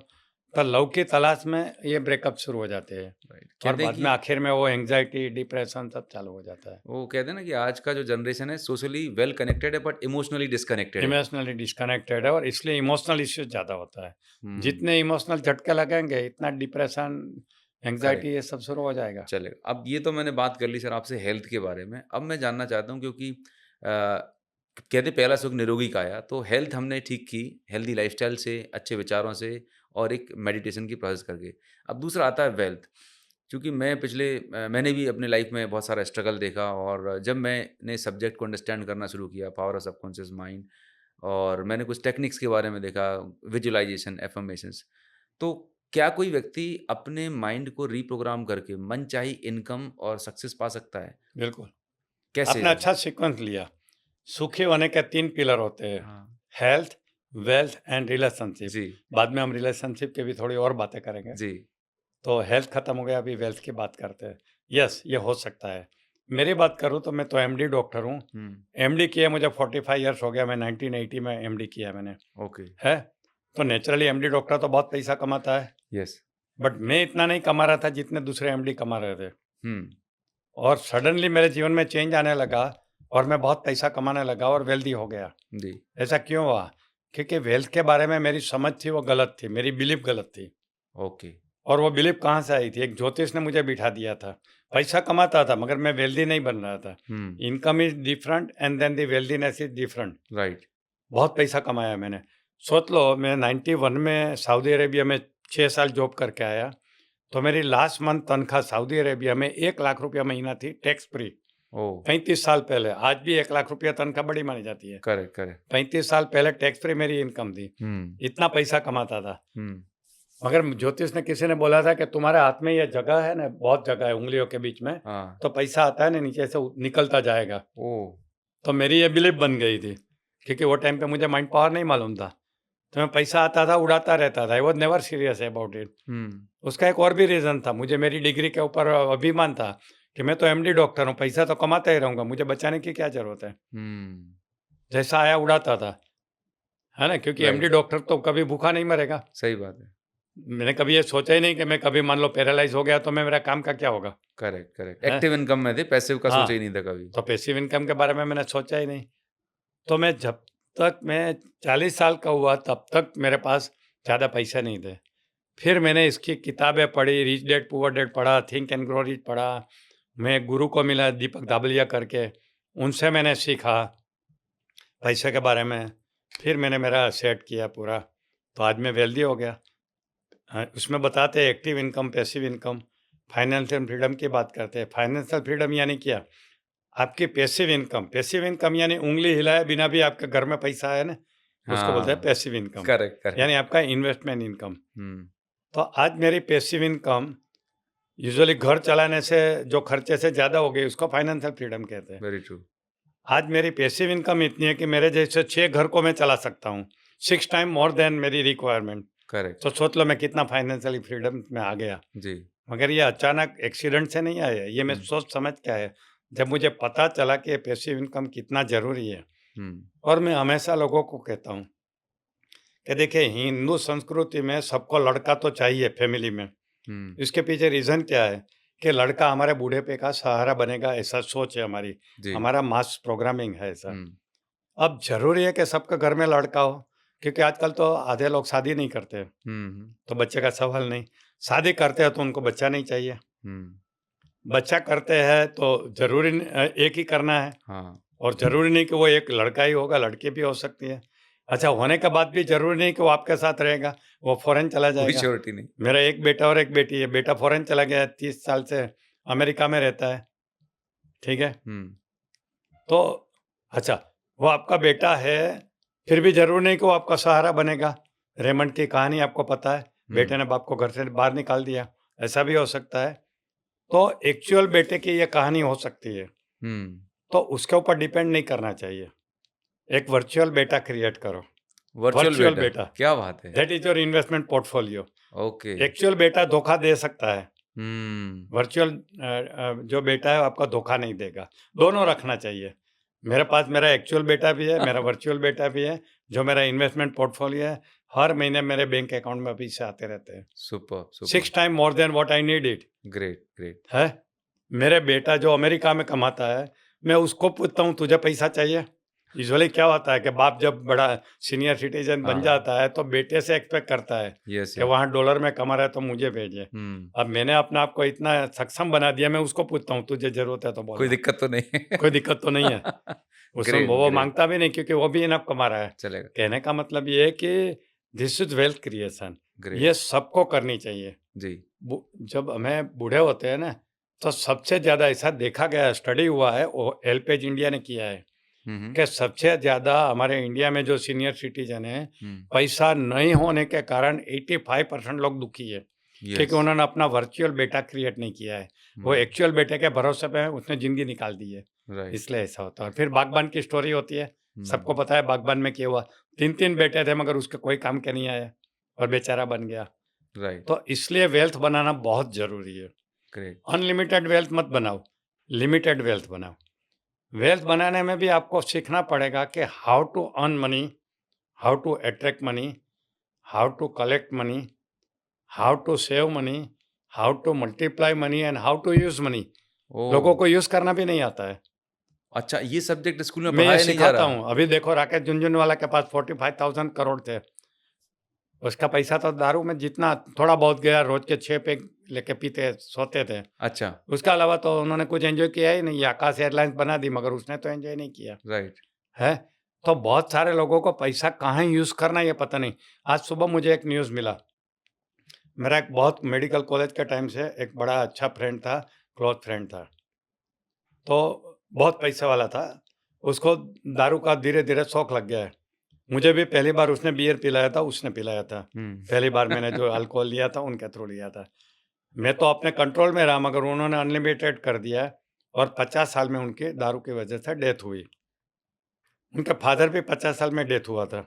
आज मुझे सुबह में न्यूज़ मिला कि उनका बेटा भी 50 साल में दारू से ही डेथ हुआ उनका। माय अब देखो गॉड! 3 जनरेशन तक लोग सीखते ही नहीं है कि हुँ, फादर को दारू से मरते हुए देखा, फिर भी दारू पीते रहते हैं। हुँ, दिस इज़ स्क्रिप्ट राइटिंग, ये इसको प्रोग्रामिंग हो गया। मैं 10 साल पहले उनके घर पे गया था, एक बार मेहमान बन के, तो वो अमेरिका में रहता था, उनकी मम्मी वहाँ थी, तो मुझे उनके बेडरूम में सोने के लिए दिया। तो 5 स्टार होटल जैसा बेडरूम में बार था, जबकि वो रहता अमेरिका में। इंडिया में उसके घर में ऐसा बार था। My God! तो दारू का इतना शौकीन बन गया था। राइट। तो तो पैसे को सही तो यूटिलाइज़ सही यूज़ करना। करने नहीं आया। वो करेक्ट, कितना रुपया छोड़ के गया, अनबिलीवेबल छोड़ के गया। अभी हुँ, 4-5 दिन पहले उनकी डेथ हुई at the age of 50। Right, ये सिद्धार्थ का देखो, सीसीडी के मालिक हुँ, 1500 करोड़ रुपया छोड़ के गए, सुसाइड किया। पैसे को यूज़ करना नहीं आता है। हुँ, तो मैं जो मनी वर्कशॉप करता था, उसके अंदर मनी कैसे यूज़ करना है, ये सबसे इम्पोर्टेंट बात सिखाता था, क्योंकि कमाना तो सबको आता है। ग्रेट। कुछ द बेसिक प्रिंसिपल्स बताएँ सर मनी को यूज़ करने के? यस, मनी के यूज़ करने में सबसे पहला खर्चा करना चाहिए अपनी हेल्थ के ऊपर। ग्रेट, मैं करता हूँ। यस, मैं रेगुलर स्पा में जाता हूँ, मैं बेस्ट फ्रूट लाके खाता हूँ, कितना भी महँगा फ्रूट हो, मेरे घर में आता है। हुँ, ड्राई फ्रूट में खर्चा करता हूँ, मैं बेस्ट हॉस्पिटल में जाता हूँ, मैं रेगुलर मेरी हेल्थ चेकअप करवाता हूँ, बेस्ट डॉक्टर के पास जाता हूँ जब मुझे कोई छोटा-मोटा हेल्थ इश्यू होता है। इसके ऊपर मैं बेस्ट होटल में रहता हूँ, बाहर जाता हूँ तो बेस्ट जगह पे वेकेशन लेता हूँ। अभी मैं 1.5 महीना यूरोप में वेकेशन लिया था, तो दुनिया के अलग-अलग कोने में बेस्ट ही लेता हूँ। तो ये सब चीज़ के लिए पैसा चाहिए। तो हुँ, ये मेरा मैक्सिमम पैसा मेरी हेल्थ के लिए यूज़ होता है। ग्रेट, दूसरी बात है कि दूसरा पैसा मैं मेरे मेंटल डेवलपमेंट के लिए यूज़ करता हूँ। ओके, पहले फिज़िकल डेवलपमेंट, फिर मेंटल। हुँ, मैंने टोनी रॉबिन्स का डेट विद डेस्टिनी अटेंड किया था बाली जाके। ओके, $5000 फीस थी और आने-जाने का खर्चा मैंने किया था। उनका एक लॉस एंजेलिस जाके यूपीडब्ल्यू मैंने अटेंड किया था, unleash the power with in. Hmm, $1200 fees थी और लॉस एंजेलिस में गया था। बहुत सारी चीज़ें, मैं किताबें खरीदता हूँ, लोगों के प्रोग्राम अटेंड करता हूँ, ये करता हूँ। रेगुलर हेल्थ चेकअप करवाता हूँ। अभी एक हेल्थ चेकअप होता है 52,000 का। हुँ, मेरी पहचान और मेडिकल डॉक्टर हूँ, तो मुझे 50% डिस्काउंट दे रहे हैं। 26,000 रुपीज़ सिर्फ़ हेल्थ चेकअप का मैं दे रहा हूँ, जिसमें बॉडी के हर ऑर्गन का, हर सेल का बायोलॉजिकल एज बता देंगे। ग्रेट, लिवर की बायोलॉजिकल एज, स्प्लीन की, इंटेस्टाइन की, ब्रेन की, स्किन की, बालों की, नाखून की, सबकी। क्या बात है, ग्रेट, तो ऐसा, तो मेरा मैक्सिमम खर्चा मेरी हेल्थ के ऊपर होता है। राइट, उसके बाद फिर मेरा खर्चा होता है अच्छा एनवायरनमेंट में रहने का। मैंने अभी 6 बेडरूम का घर बनाया है, सभी 8 एसी है मेरे घर में, मेरे पास 4 गाड़ियाँ हैं, यानी फिज़िकल डेवलपमेंट जो हमारा शौक रहता है, वो होता है। हुँ, हुँ, इसके बाद मेरा खर्चा होता है दुनिया देखने में। मैं 45 कंट्रीज़ घूम के आया हूँ। अभी दिसंबर, जनवरी में मैं ऑस्ट्रेलिया, न्यूज़ीलैंड जा रहा हूँ, फिर रसिया जा रहा हूँ। तो मेरा खर्चा होता है दुनिया घूमने के लिए होता है। राइट, उसके बाद फिर मैं लोगों को हेल्प करने के लिए पैसा यूज़ करता हूँ। तो मेरा प्रायोरिटी डिसाइडेड है कि सबसे पहला पैसा मेरी हेल्थ के ऊपर खर्च होगा। ग्रेट, दूसरा पैसा मेरा डेवलपमेंट के लिए मेंटल होगा, डेवलपमेंट, सीखने के लिए होगा। सीखने के लिए, तीसरा मेरा सोशल रिलेशन और हेल्प के लिए होगा। फिर दुनिया घूमने के लिए रहेगा और राइट। बचेगा वो फिर बच्चों को काम आएगा आगे जाके। और हमारे दूसरी बात है हिंदुस्तान कि में तो जी, एक कहावत है, अगर आप कहीं रुकोगे नहीं ना, जहाँ अटकोगे नहीं ना, तो लटकोगे और भटकोगे। रिपीट करें सर क्या बोला आपने? अ, आप अटकना नहीं जानते हो, तो फिर आपको लटकना पड़ेगा और भटकना पड़ेगा पैसों के लिए, ओके, कहीं भी। तो मैं अभी जानता हूँ कि अभी मुझे अटकना है, तो अब मेरे ज़्यादातर प्रोग्राम फ्री हो रहे हैं, मैं पैसे वाले प्रोग्राम कम कर दिए। अटकने का मतलब क्या हुआ यहाँ पे? अब पैसा कमाना बंद कर रहा हूँ मैं, प्रोफ़ेशनल प्रोग्राम बंद कर रहा हूँ मैं। ओके, अभी मैं पतंजलि योग सूत्र सिखाने वाला हूँ, जो फ्री में सिखाने वाला हूँ दुनिया ओके, को, ओके, समझे ना? मैं जीवन विद्या करके कोर्स अभी मैं सीखा हूँ, मैं दुनिया को फ्री में सिखाने वाला हूँ। राइट, मैं सिर्फ़ आने-जाने का खर्चा लूँगा, मैं मेरी ट्रेनिंग फ़ीस नहीं लूँगा, ग्रेट, जबकि मैं बहुत लेता था पहले। जी, वो मैंने बंद कर दिया, क्योंकि ऑलरेडी भगवान ने मुझे इतना दिया है कि मैं 100 साल जीऊँ, फिर भी मेरी लग्ज़री कम नहीं होगी, मेरा कम्फ़र्ट कम नहीं होगा, मेरी ज़रूरत कम नहीं होगी। ग्रेट। तो सर मैं ये जानना चाह रहा हूँ कि आपने ये सारी चीज़ें अचीव की, आपने फाइनेंशियल फ्रीडम ली, आप इतना अच्छे तरीके से पैसे को यूटिलाइज़ कर रहे हैं। लेकिन जो ऑडियंस अभी आपके पॉडकास्ट को सुन रही है, क्या टेक्निक आपने यूज़ की किस तरह से आप अपने लाइफ में इस तरह से पैसे को अट्रैक्ट कर पाए? वेरी वो गुड, मेथड माइंड को रीप्रोग्राम करने का कोई technique, very good, affirmations, visualisation ये इसके बारे में थोड़ा-सा डिटेल में बताइए वेरी ज़रा? Good question. पहली बात तो ये है कि जैसे मैंने कहा कि मैं जैसे समझता गया ऐसे मेरा रीप्रोग्रामिंग करता गया माइंड का। हुँ, सबसे पहली बात है कि आपको डिसाइड करना पड़ेगा कितना पैसा चाहिए। डोंट से बहुत पैसे वाला, एग्ज़ैक्ट पैसा कि ओके। मुझे 1 करोड़ चाहिए, 10 करोड़ चाहिए, 100 चाहिए। हुँ, ज़्यादातर लोग अनलिमिटेड पैसे के लिए इसलिए भागते हैं कि उनके पास तो अपर लिमिट है ही नहीं। राइट। कितने मेरे पार्टिसिपेंट वर्कशॉप में आके बोलते हैं मुझे 5,000 करोड़ कमाना है। Congratulation, very good. पहले मुझे ये बताओ कि तेरे पास जब 5,000 करोड़ आएगा तो तू इसका करेगा क्या? तेरे हुँ, पास कोई प्लान है? नहीं है तो तू उसके पीछे क्यों भाग रहा है? पहले मुझे ये बताओ। तू पागल नहीं है? हुँ, तेरी रिक्वायरमेंट कितनी है? बोला दुनिया घूमूँगा। मुझे मैं बोलता हूँ, तुझे पता है दुनिया घूमने में कितना पैसा लगता है? बोला नहीं, पहले हुँ, ये सोच ले। मैं दुनिया घुमा हूँ, मैंने 50 कंट्री घुमा हूँ। हार्डली मैं 50 लाख से ज़्यादा मैंने खर्चा नहीं किया 50 कंट्री घूमने के लिए। राइट, क्योंकि सभी में ज़्यादा खर्चा नहीं होता है, यूरोप घूमने में ज़्यादा खर्चा होता है। नेपाल या श्रीलंका या बैंकॉक जाने में नहीं लगता है। बराबर है। एवरेज मैंने देखा है कि 50 हुँ, कंट्री घूमने में 50 1 करोड़ हो जाएगा बहुत से 100 बोलते हैं। कंट्री में हाँ, 1 करोड़ हो जाएगा। हाँ, तो 5,000 करोड़ का करेगा क्या? मतलब अनरियलिस्टिक गोल हैं। अनरियलिस्टिक गोल है। हुँ, पहले ये तो सोच लो कि पैसा मुझे क्यों चाहिए? हुँ, से goal is what you want and purpose is why you want. तुम्हें ये क्यों चाहिए? राइट, जब तक गोल के पीछे वर्दी मिशन नहीं रहा ना, तब तक वो गोल आपको नुकसान करेगा, आपको दुःख देगा। ओके। वर्दी मिशन होना मतलब चाहिए। व्हाय क्लियर होना चाहिए, कोई चीज़ व्हाय क्यों क्लियर होना चाहिए? 1 चाहिए कि लाख व्हाई चाहिए आई तो वांट क्यों 5,000 करोड़। ओके, है वा जब तक ये नहीं है तब तक कोई फ़ायदा नहीं है। फिर राइट, अनलिमिटेड दौड़ में जाएँगे, फिर जो हम स्टोरी देखते हैं राकेश झुनझुनवाला की, सिद्धार्थ की बहुत हुँ, सारे देखते हैं कहानियाँ। जी, जी, तो वैसी कहानी ठीक आपकी है, बन फिर जाएगी उसके बाद? And you will not be able to enjoy it. Right, ये विजय पथ सिंघानिया की देखो, हुँ, अनलिमिटेड दौड़ में थे सब लोग राइट, और ultimately they land up with problems. Correct, तो इसलिए वर्दी मिशन होना चाहिए। एक बार ये डिसीज़न हो गया, फिर सबकॉन्शियस माइंड को एक्टिवेट करना चाहिए पैसा कमाने के लिए। Richness is a mind programming. मैं हमेशा लोगों को पूछता हूँ कि मान लो जो मुकेश अंबानी के पास 3 लाख करोड़ है हुँ, और वो सोचता है कि मुझे अब पैसे की ज़रूरत नहीं, मैं सब दान कर देता हूँ। हुँ, 3 लाख गरीबों को ढूँढ के वो 1-1 करोड़ डोनेशन दे देता है। हुँ, तो ये गरीब जिनको 1-1 करोड़ मुकेश अंबानी ने दान दिया, उनका 5 साल के बाद क्या हालत होगी? वहीं की वहीं वो मिलेंगे। फिर गरीब बन जाएँगे। मुकेश अंबानी का क्या होगा? फिर वो धनवान बन जाएँगे। क्यों? क्योंकि उनका धनवान बनने का ही प्रोग्रामिंग है। उनका गरीब रहने का ही प्रोग्रामिंग है। ऐसा स्टडी हुआ है कि जिनको लॉटरी का जैकपॉट लगा है, वो बाद में पहले से ज़्यादा गरीब बन गए। ऐसा साइंटिफिक स्टडी हुआ है। जी, जी, इसका मतलब उनका प्रोग्रामिंग बदलना चाहिए, पैसा देने से कुछ नहीं होता है। जी। तो आप सर जो बता रहे थे कि पहला तो गोल सेट किया, गोल के साथ में हमने पर्पस जोड़ा कि रिचनेस मुझे के लिए हाँ, रिचनेस पर्पस के लिए ढूँढना क्यों है, चाहिए? ठीक है, रिचनेस के लिए प्रोग्रामिंग करना है। जी। अब ये प्रोग्रामिंग कैसे होगी? एग्ज़ैक्टली। जी, उसके लिए आपको क्या करना है, एक विज़न बोर्ड बनाना है, ओके, सपनों का बोर्ड। उसमें लिखना है कि मुझे इतना पैसा चाहिए, डेडलाइन के साथ कि अभी 2025 चल रहा है, बाय 2030 मुझे 100 करोड़ रुपया चाहिए, हुँ, ठीक है? फिर गाड़ी बंगला नहीं लिखोगे तो चलेगा हाँ, क्योंकि अपने 100 आप हो करोड़ में जाएगा। आप खरीदने ही वाले हो। बराबर है। 100 करोड़ रुपया चाहिए, हुँ, विज़न बोर्ड में डाल दो, विज़न बोर्ड दीवार पे लगा दो और डेली रात को सोते समय देखो, सुबह उठ के देखो, बीच में कभी भी टाइम मिला तो आँखें बंद करके, मन को शांत करके, रिलैक्सेशन करके, डीप ब्रीथिंग करके, यहाँ पे मेंटल स्क्रीन पे देखो जिसको कहते हैं visualization. You will okay, be surprise कि मैंने विजुअलाइन नाम की एक किताब लिखी है। एक ही आदमी ने 5 लाख कॉपी खरीदी है, विजुअलाइन किताब की मेरी। Okay, can you imagine? Hmm, 5 lakh copy खरीदी है, क्योंकि इंडिया में कोई ये सब्जेक्ट के ऊपर किताब ही नहीं थी। लोगों को पता ही नहीं था विजुअलाइन क्या है। और अभी जो बड़े-बड़े ट्रेनर हैं, कुछ लोग तो उसके अगेंस्ट में बोलते थे, नाम नहीं दूँगा। हुँ, आज वो खुद विजुअलाइन की बातें करने लगे, बड़े-बड़े हुँ, जो मीडिया में हैं, कि ये विजुअलाइन जैसा कुछ होता नहीं है, ये सब बकवास है, ऐसा है, तैसा है। हुँ। आज जितने भी बड़े-बड़े मीडिया में हैं, वो सब विजुअलाइन की बातें करने लगी, जबकि मैं किताब लिखे 25 साल हो गया है मेरी विजुअलाइन तो किताब। विजुअलाइज़ेशन का सही तरीका क्या है? अब बोलते हैं कि एक तो होता है मुंगेरी लाल के हसीन सपने में बैठा हूँ आराम से। मुंगेरी लाल के सपने। आहाहा! क्या बात है, मैं फ्लाइट में घूम रहा हूँ, मेरा प्राइवेट जेट है। बिल्कुल, तो ऐसे करने से पूरा हो जाएगा? नहीं, नहीं, नहीं। पहले तो आपको एग्ज़ैक्ट डिसीज़न के साथ एग्ज़ैक्ट स्पेसिफ़िक विजुअलाइज़ करना है। यानी आपने 1000 करोड़ या 100 करोड़ लिख दिया, तो कॉन्शियस माइंड को शांत करके, रिलैक्सेशन करके, अल्फ़ा में जाके, अल्फ़ा एक हमारी ख़ास मन की अवस्था होती है। जाके आँख के पर्दे पे देखना है और साथ में फ़ील करना है कि आपके ओके। 100 करोड़ आ चुके हैं और हुँ, आप वो 100 करोड़ को एन्जॉय कर रहे हैं। उससे आपने अपनी मनपसंद गाड़ी खरीदी है, मनपसंद घर में रहते हो, दुनिया घूम रहे हो। ऐसा आपको विजुअलाइज़ करना है, फ़ील करना है। प्रेज़ेंट टेंस में फ़ील करना है। इसको कहते हैं विजुअलाइज़ेशन। सर ये साथ में अफ़र्मेशन भी लिखना है या बोलना है कि मेरे 100 करोड़ मेरी तरफ अट्रैक्ट हो रहे हैं, मेरे 100 करोड़ मेरी तरफ अट्रैक्ट हो रहे हैं।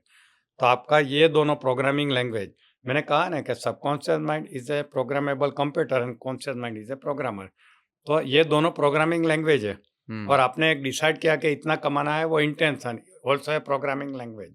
ओके, वाइन डार्क की किताब है पावर ऑफ इंटेंशन। हाँ, आपने एक बार इंटेंशन क्रिएट किया तो सबकॉन्शियस माइंड को पता चल गया कि अब जी, मुझे ये काम करना ही है, बट डेली उसको री करते हो तो आपके न्यूरॉन्स में ये चला जाता है पूरे मैसेजेस और फिर आपकी पूरी बॉडी वो कमाने के लिए तैयार हो जाती है। आपका सबकॉन्शियस माइंड आपके लिए प्लानिंग करता है जिसको हम कहते हैं डिवाइन प्लानिंग और आपके लिए अपॉर्चुनिटी क्रिएट करता है और फिर आपको इंट्यूशन के ज़रिए आपको गाइडेंस देता है कि तू ये कर, इसको मिल, ये करेगा तो तुझे जो पैसा चाहिए वो मतलब ऐसा मिलेगा। होना शुरू हो जाता है? और इंट्यूशन आना चालू हो जाता है। मेरी इंट्यूशन के ऊपर भी एक किताब लिखी है। इंडिया में ओनली किताब मेरी है इंट्यूशन के ऊपर। ये तो इंट्यूशन सर हमारा जीपीएस है। ओके, देखो डेस्टिनेशन हमने डाल दिया अहमदाबाद एयरपोर्ट, हुँ, फिर जीपीएस हमें लेके जाता है। आपने 100 करोड़ रुपया डाल दिया, आपका इंट्यूशन नाम का जीपीएस आपको वो 100 करोड़ तक कैसे रास्ते, पहुँचना, लोग, अपॉर्च्युनिटी, सब हालात, कुछ, परिस्थितियाँ पैदा करना शुरू कर देते हैं। सब कुछ हो जाता है। सर सॉरी टू इंटरप्ट कि जब ये बातें करने में बड़ा बहुत अच्छा लग रहा है कि ऐसा करने से ऐसा हो जाता है, लेकिन जो हमारा जो लॉजिकल माइंड है, जो कॉन्शियस माइंड है, ये इतना खुरापाती है। अभी बैंक में ₹50 नहीं है, तू बोल रहा है कि 1 करोड़ आएगा, है ना? तो क्या कभी शक्ल देखी है?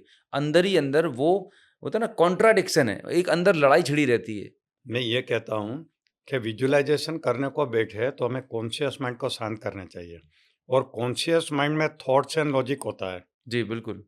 और लॉजिक वो विजुअलाइज का दुश्मन है, ब्लॉक क्रिएट करता है। हुँ, इसलिए कॉन्शियस माइंड को शांत किए बिना अगर आप करोगे तो ब्लॉक आएगा ही कि पहले तो तेरी मारुति ठीक करवा, बाद में मर्सिडीज के सपने देख। बरोबर है। समझे ना? हाँ, ये होगा। इसलिए कॉन्शियस माइंड को शांत करना जरूरी है और ये लॉजिक कहाँ से आता है? आपकी बिलीफ सिस्टम से आता है। आपकी बिलीफ सिस्टम ये कहती है कि हार्ड वर्क किए बिना कुछ नहीं मिलता है। हुँ, बचपन से सिखाया गया है कि परिश्रम का कोई पर्याय नहीं है। हुँ, देयर इज नो बिल्कुल, alternative to hard work. Right. ये हमारे अंदर बैठ गया है। तो बस हमें तो हार्ड वर्क ही दिखता है। तो जैसे ही हम विजुअलाइज़ करने को बैठे वो हार्ड वर्क वाली बात हमें लॉजिक के रूप में आती है कि बिना ऐसे कैसे आ जाएगी मर्सिडीज़ तुम्हारी? तो आपका कहने का मतलब है कि अगर हमें विजुअलाइज़ेशन को इफ़ेक्टिव बनाना है, तो हमारी जो पुरानी स्क्रिप्ट पड़ी हुई स्क्रिप्ट है, बदलनी पड़ेगी, खास करके स्क्रिप्ट जितने भी बदलेंगे। ब्लॉक्स है मनी ओके, के अगेंस्ट के, ओके। वो आपको बदलनी पड़ेगी।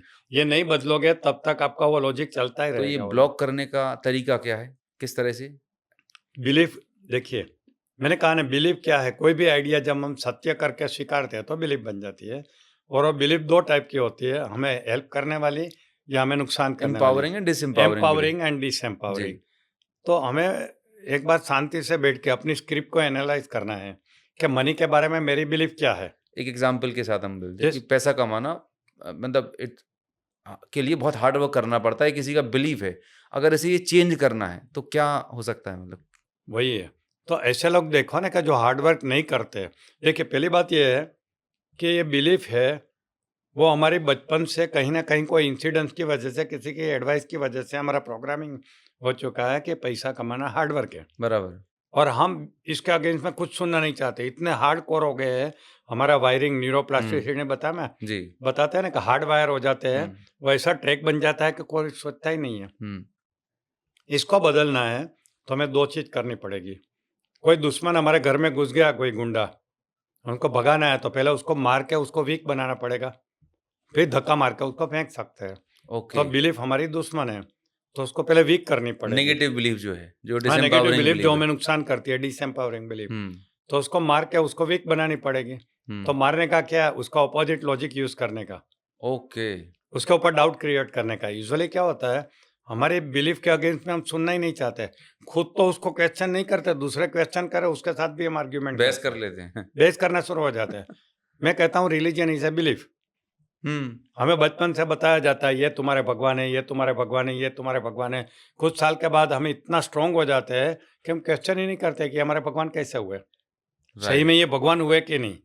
पहली बात तो है भगवान है कि नहीं, और भगवान है तो ये भगवान हुए कि नहीं, और है तो हमें क्या हेल्प कर रहे हैं, ऐसा कभी क्वेश्चन करते ही नहीं है। बस फिर हमारे भगवान के बारे में किसी ने कुछ बोला तो हम तलवार लेके निकल पड़ते हैं, करेक्ट। जय श्री राम करके हाँ, गला काटने को। तो ये जो धर्मों का झगड़ा है वो बिलीफ का झगड़ा है। राइट। धर्म के बारे में, भगवान के बारे में जो हमारी बिलीफ है उसके झगड़े है ये। तो वैसे ही हमारी बिलीफ हमें इतनी प्यारी होती है, जान से भी प्यारी होती है, तो हम हमारे बिलीफ को बदलना नहीं चाहते हैं। फिर वो भगवान की बिलीफ हो, पैसे की बिलीफ हो या कोई भी बिलीफ हो, ये हम एकदम हार्डकोर हो जाते हैं। हम इसको बदलना जरूरी है। तो पहले तो अपने आप को सवाल करना शुरू करो, क्या हार्डवर्क करना जरूरी है? क्या सब लोग हार्डवर्क करते होंगे? देखो एग्जाम्पल, आपको 50 मिलेंगे जो हार्डवर्क नहीं करते हैं फिर भी पैसे कमा रहे हैं। स्मार्ट तरीके से। हाँ, बहुत तरीका बिल्कुल। होता है। और ऐसे लोग देखो जो धूप में काम करते हैं, मजदूर लोग हार्डवर्क करते हैं, उनको तो पैसा नहीं मिलता है, वो तो गरीबी में जीते रहते हैं जिंदगी में। राइट। समझे ना? तो ये जैसे जैसे डाउट क्रिएट होगा ना, आपकी बिलीफ वीक होने लगेगी। वीक होगी, फिर उसको ऑपोजिट एफर्मेशन से उसको डिलीट करना है। Okay, okay. बहुत प्यारा एग्ज़ाम्पल बताया सर। हाँ, पहली बार सुन रहा हूँ कि पहले जो नेगेटिव बिलीफ हैं, डिसएम्पावरिंग बिलीफ हैं, उनको क्वेश्चन करो, उनको डाउट आइडेंटिफ़ाई क्रिएट करो, करो। डाउट क्रिएट करो। हाँ, राइट। ये देखो ऐसे कितने लोग मिलेंगे, हार्डवर्क वाले 50 लोग आपको मिलेंगे, जो जिंदगी भर हार्डवर्क ही करते रहेंगे, वो धनवान नहीं बनेंगे। राइट, राइट, और एक आइडिया लोगों को धनवान बना देगा। राइट। और एक चीज मैं बताता हूँ, ये जी। किसी को पता नहीं है, मैं बहुत कम बोलता हूँ, कि एक मजदूर हुँ, कंस्ट्रक्शन में काम कर रहा है। जी। मान लो उनको रोज का 400 रुपया मिलता है काम करने का, राइट। तो महीने का कितना हुआ? 12,000। 12,000। रोज का 400 रुपया। हुँ। एक प्रोफेसर, अच्छा मजदूर किससे काम करता है? शरीर से काम फिज़िकल बॉडी करता से है। काम करता है। जी। एक प्रोफेसर जो कोई कॉलेज में प्रोफेसर की नौकरी करता है, उनको 1,20,000 की तनख्वाह है। हुँ। रोज का कितना हुआ? 4,000। 4,000। उसको पैसा कैसे मिलता है? ये वाला यूज़। नॉलेज से। नॉलेज से। उसने शरीर से कमाया, इसने नॉलेज से कमाया। हुँ, ठीक है, वो नॉलेज बांटता है।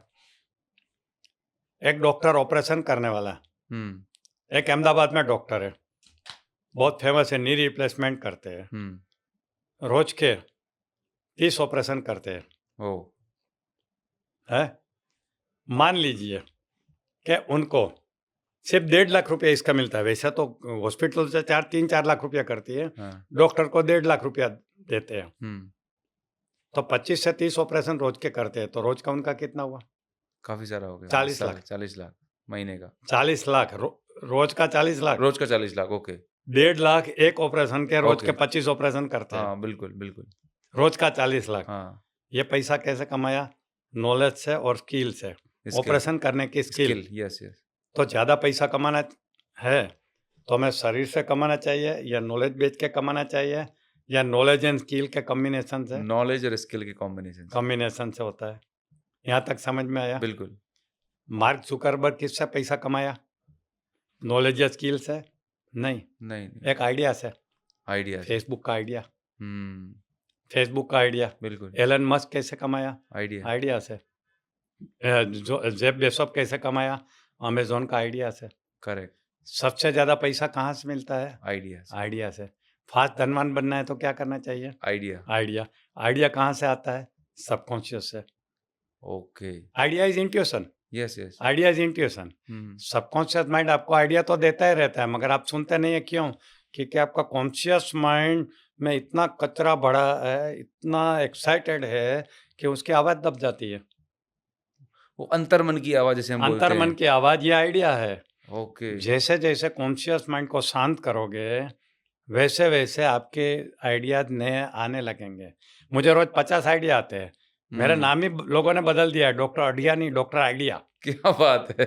इतने आइडियाज आते हैं, सुबह उठता हूँ और मुझे आइडिया शुरू हो जाते हैं। My God! तो जितना कॉन्शियस माइंड को शांत करोगे ना, हुँ, उतना नए नए आइडिया। सबकॉन्शियस माइंड तो आपको ग्रो करवाना चाहता है, ये हुँ। हमारा अनाड़ीपन है कि हम उनका यूज नहीं करते हैं। मतलब परमात्मा ने हमें खजाना दे रखा है, खजाना दिया है, लेकिन उसको एकर्स ऑफ एक्सेस नहीं कर डायमंड। पा रहे। एकर्स ऑफ डायमंड दिए है, एक डायमंड नहीं, हाँ। एकर्स ऑफ डायमंड है। एक आपको पता है एकर्स ऑफ डायमंड? नहीं। आज से 100 साल पहले रसेल कॉनवेल करके एक अमेरिकन ने एकर्स ऑफ डायमंड नाम की स्पीच 6000 टाइम्स पूरी दुनिया में दी है। वर्ल्ड रिकॉर्ड है कि एक ही आदमी ने एक ही सब्जेक्ट के ऊपर 6000 टाइम्स लेक्चर दिए हैं, जिसका नाम है एकर्स ऑफ डायमंड, अभी इंटरनेट पे है, देख लेना। ओके, इसकी उसने कहानी की शुरुआत की है हाफिज की, जो कहानी शिव खेरा ने जीत आपकी में पहले चैप्टर में यूज की है। ओके, अब 100 साल पुरानी स्टोरी है तो किसी को पता नहीं, राइट। लगता है कि शिव खेरा ने इतनी अच्छी कहानी बता दी, हाँ, हाँ। बट वो एकर्स ऑफ डायमंड में से ली गई है वो कहानी। जी, जी। कहने का मतलब ये है। तो एकर्स ऑफ डायमंड यही कहता है कि आपके आजू-बाजू में बहुत सारे डायमंड पड़े हैं, आपको वो नज़र चाहिए, क्योंकि कॉन्शियस माइंड हमारी वो नज़र को ब्लॉक कर देता है। हमारी मान्यता है, हमारा लॉजिक इसको ब्लॉक कर देता है। ये बैरियर्स हैं, हाँ, जो ये उस बैरियर एविडेंस को कर नहीं देता देख है। पा रहे हैं। ये जैसे ही पर्दा हटाओगे आपको एकर्स ऑफ डायमंड मिलेगा। There is a opportunity everywhere in the world. My god! ये जिसने जान लिया ना वो जल्दी धनवान बन जाएगा। ग्रेट। समझे ना? ये कर्स ऑफ डायमंड ज़रूर पढ़ना, आपने नहीं पढ़ी है तो ये इंटरनेट के ऊपर ऑडियो वीडियो सब कुछ है उसके ऊपर, जी। किताब भी है। तो वो जो हम बात कर रहे थे, पहले हमने बिलीफ को आइडेंटिफ़ाई किया, उसको फिर बदले कर डाउट दिया, कर दिया। अब जो बात कर रहे हैं अपोज़िट, जिसे हम बोलते हैं अफ़र्मेशंस, राइट? अफ़र्मेशन, तो ये एक सही सेल्फ तरीका टॉक क्या जिसको है? कहते हाँ, हैं। सेल्फ टॉक या क्या सही यस, तरीका है, फ़ॉर्मेट है कोई इसका बस अफ़र्मेशंस का? देखो 2 टाइप के अफ़र्मेशन होते हैं। बिलीफ के लिए अलग अफ़र्मेशन, रेगुलर अफ़र्मेशन अलग होता है। ओके। मैं धनवान बन रहा हूँ, ये हुँ, रेगुलर अफ़र्मेशन है। ओके। हुँ? मैं एवरीडे रिच बन रहा हूँ, ये डेली अफ़र्मेशन जो प्रेज़ेंट आप कंटीन्यूअस बोलो, में है। लिखो। जी, बिलीफ बदलने के लिए लैंग्वेज अलग होती है। मैं धनवान बन सकता हूँ या नहीं बन सकता हूँ, ये बिलीफ होती है। ओके, तो यहाँ अफ़र्मेशन आएगा, मैं धनवान बन सकता हूँ, ओके। मैं करोड़पति बन सकता हूँ। क्योंकि अभी तक बिलीफ क्या थी कि मैं करोड़पति नहीं बन सकता हूँ। या डिज़र्व नहीं करता हूँ, जो भी। तो यहाँ लैंग्वेज चेंज हो जाएगी कि मैं करोड़पति बन सकता हूँ। ये अफ़र्मेशन आपको यूज़ करने हैं। विजुअलाइज़ क्या करना है कि मैं धनवान बन चुका हूँ, मैं करोड़पति बन चुका हूँ। तीनों की लैंग्वेज में फ़र्क है। आपको आँख बंद करके ये देखना है कि आपके पास 100 करोड़ आ चुके हैं बैंक में। ओके, रेगुलर अफ़र्मेशन 100 करोड़ मेरे तरफ आ रहे हैं, मैं उनको आकर्षित कर रहा हूँ। और बिलीफ चेंज के लिए अफ़र्मेशन होता है कि मैं 100 करोड़ को आकर्षित कर सकता हूँ। धन को ओके। मैं मेरी तरफ आकर्षित कर सकता हूँ। मतलब विजुअल्स में हमें ये फ़ील करना है, एहसास करना है कि प्रेज़ेंट मानो टेंस में एज़ इफ अभी वो घटना घट रही है। घट रही है, आपके मतलब साथ उसे हो रहा है। अनुभव करना है। मर्सिडीज़ आपने खरीद लिया और यूज़ कर रहे हैं, ऐसा देखना ये है। विजुअल मर्सिडीज़ होना चाहिए। खरीदोगे ऐसा नहीं, हाँ, ये विजुअल होना चाहिए। विज़ुअल होना और चाहिए। जब मैं बोल रहा हूँ तो मुझे कंटीन्यूअस प्रोसेस में है कि मैं ये अचीव करने जा रहा हूँ, कर रहा हूँ, कर रहा हूँ, कर रहा हूँ, मेरे कर रहा तरफ हूँ। आ रहा है ये सब यस, चीज़ें। यस, कंटीन्यूअस हो गया। ये अफ़र्मेशंस हो गया। यस, और बिलीफ कर सिस्टम सकता में हूँ ये बिलीफ के लिए है। वॉव! मतलब ये बहुत ही तीनों की लैंग्वेज अमेज़िंग है। में गड़बड़ होती है ना, लोग इसलिए रिज़ल्ट नहीं मिलता है लोगों को। ये बहुत कम लोगों को पता है ये अच्छा, लैंग्वेज। मैंने ये सुना है कि सर ये कोई स्पेसिफिक टाइम होता है हमारा दिन का कि जहाँ पर हमारा जो अल्फा स्टेट की आप बात कर रहे थे कि जब हमारा कॉन्शियस माइंड थोड़ा-सा शांत रहता है सिक्योरिटी गार्ड, उस समय हम अपने मैसेज को जल्दी से पहुँचा सकते हैं, ऐसा कुछ होता है क्या? हाँ, वही तो है। देखिए, हमारा ब्रेन कुछ इलेक्ट्रिक वेव्स पे काम करता है। जी, इसमें जितना ज़्यादा फ्रीक्वेंसी रहेगा ना, इतना आपका कॉन्शियस और सबकॉन्शियस के बीच में ब्लॉक आएगा। ओके। ये फ्रीक्वेंसी को जितनी डाउन करोगे, हुँ, लेस देन 14 लाओगे, हुँ, उतना वो पैसेज आपके लिए सरल हो जाएगा इनर जर्नी का। ओके। Conscious, subconscious. मैंने मेरी प्रेरणा का जर्नल में लिखा है सबकॉन्शियस माइंड यहाँ रहता है, हुँ, सोलर प्लेक्सस में रहता है। ओके, दोनों के बीच में एक वेगस नर्व करके रहती है, जो उनका हॉटलाइन रहती है। ओके, तो ये जो प्रोसेस है वहाँ तक पहुँचने का, वो स्मूथ हो जाता है जब फ्रीक्वेंसी कम हो जाती है तब। इसलिए मेडिटेशन का रोल आता है, रिलैक्सेशन का रोल आता है। ओके। तो बीच में ब्लॉक नहीं आते। लॉजिक पैरालाइज़ हो जाता है, थिंकिंग पैरालाइज़ हो जाता है।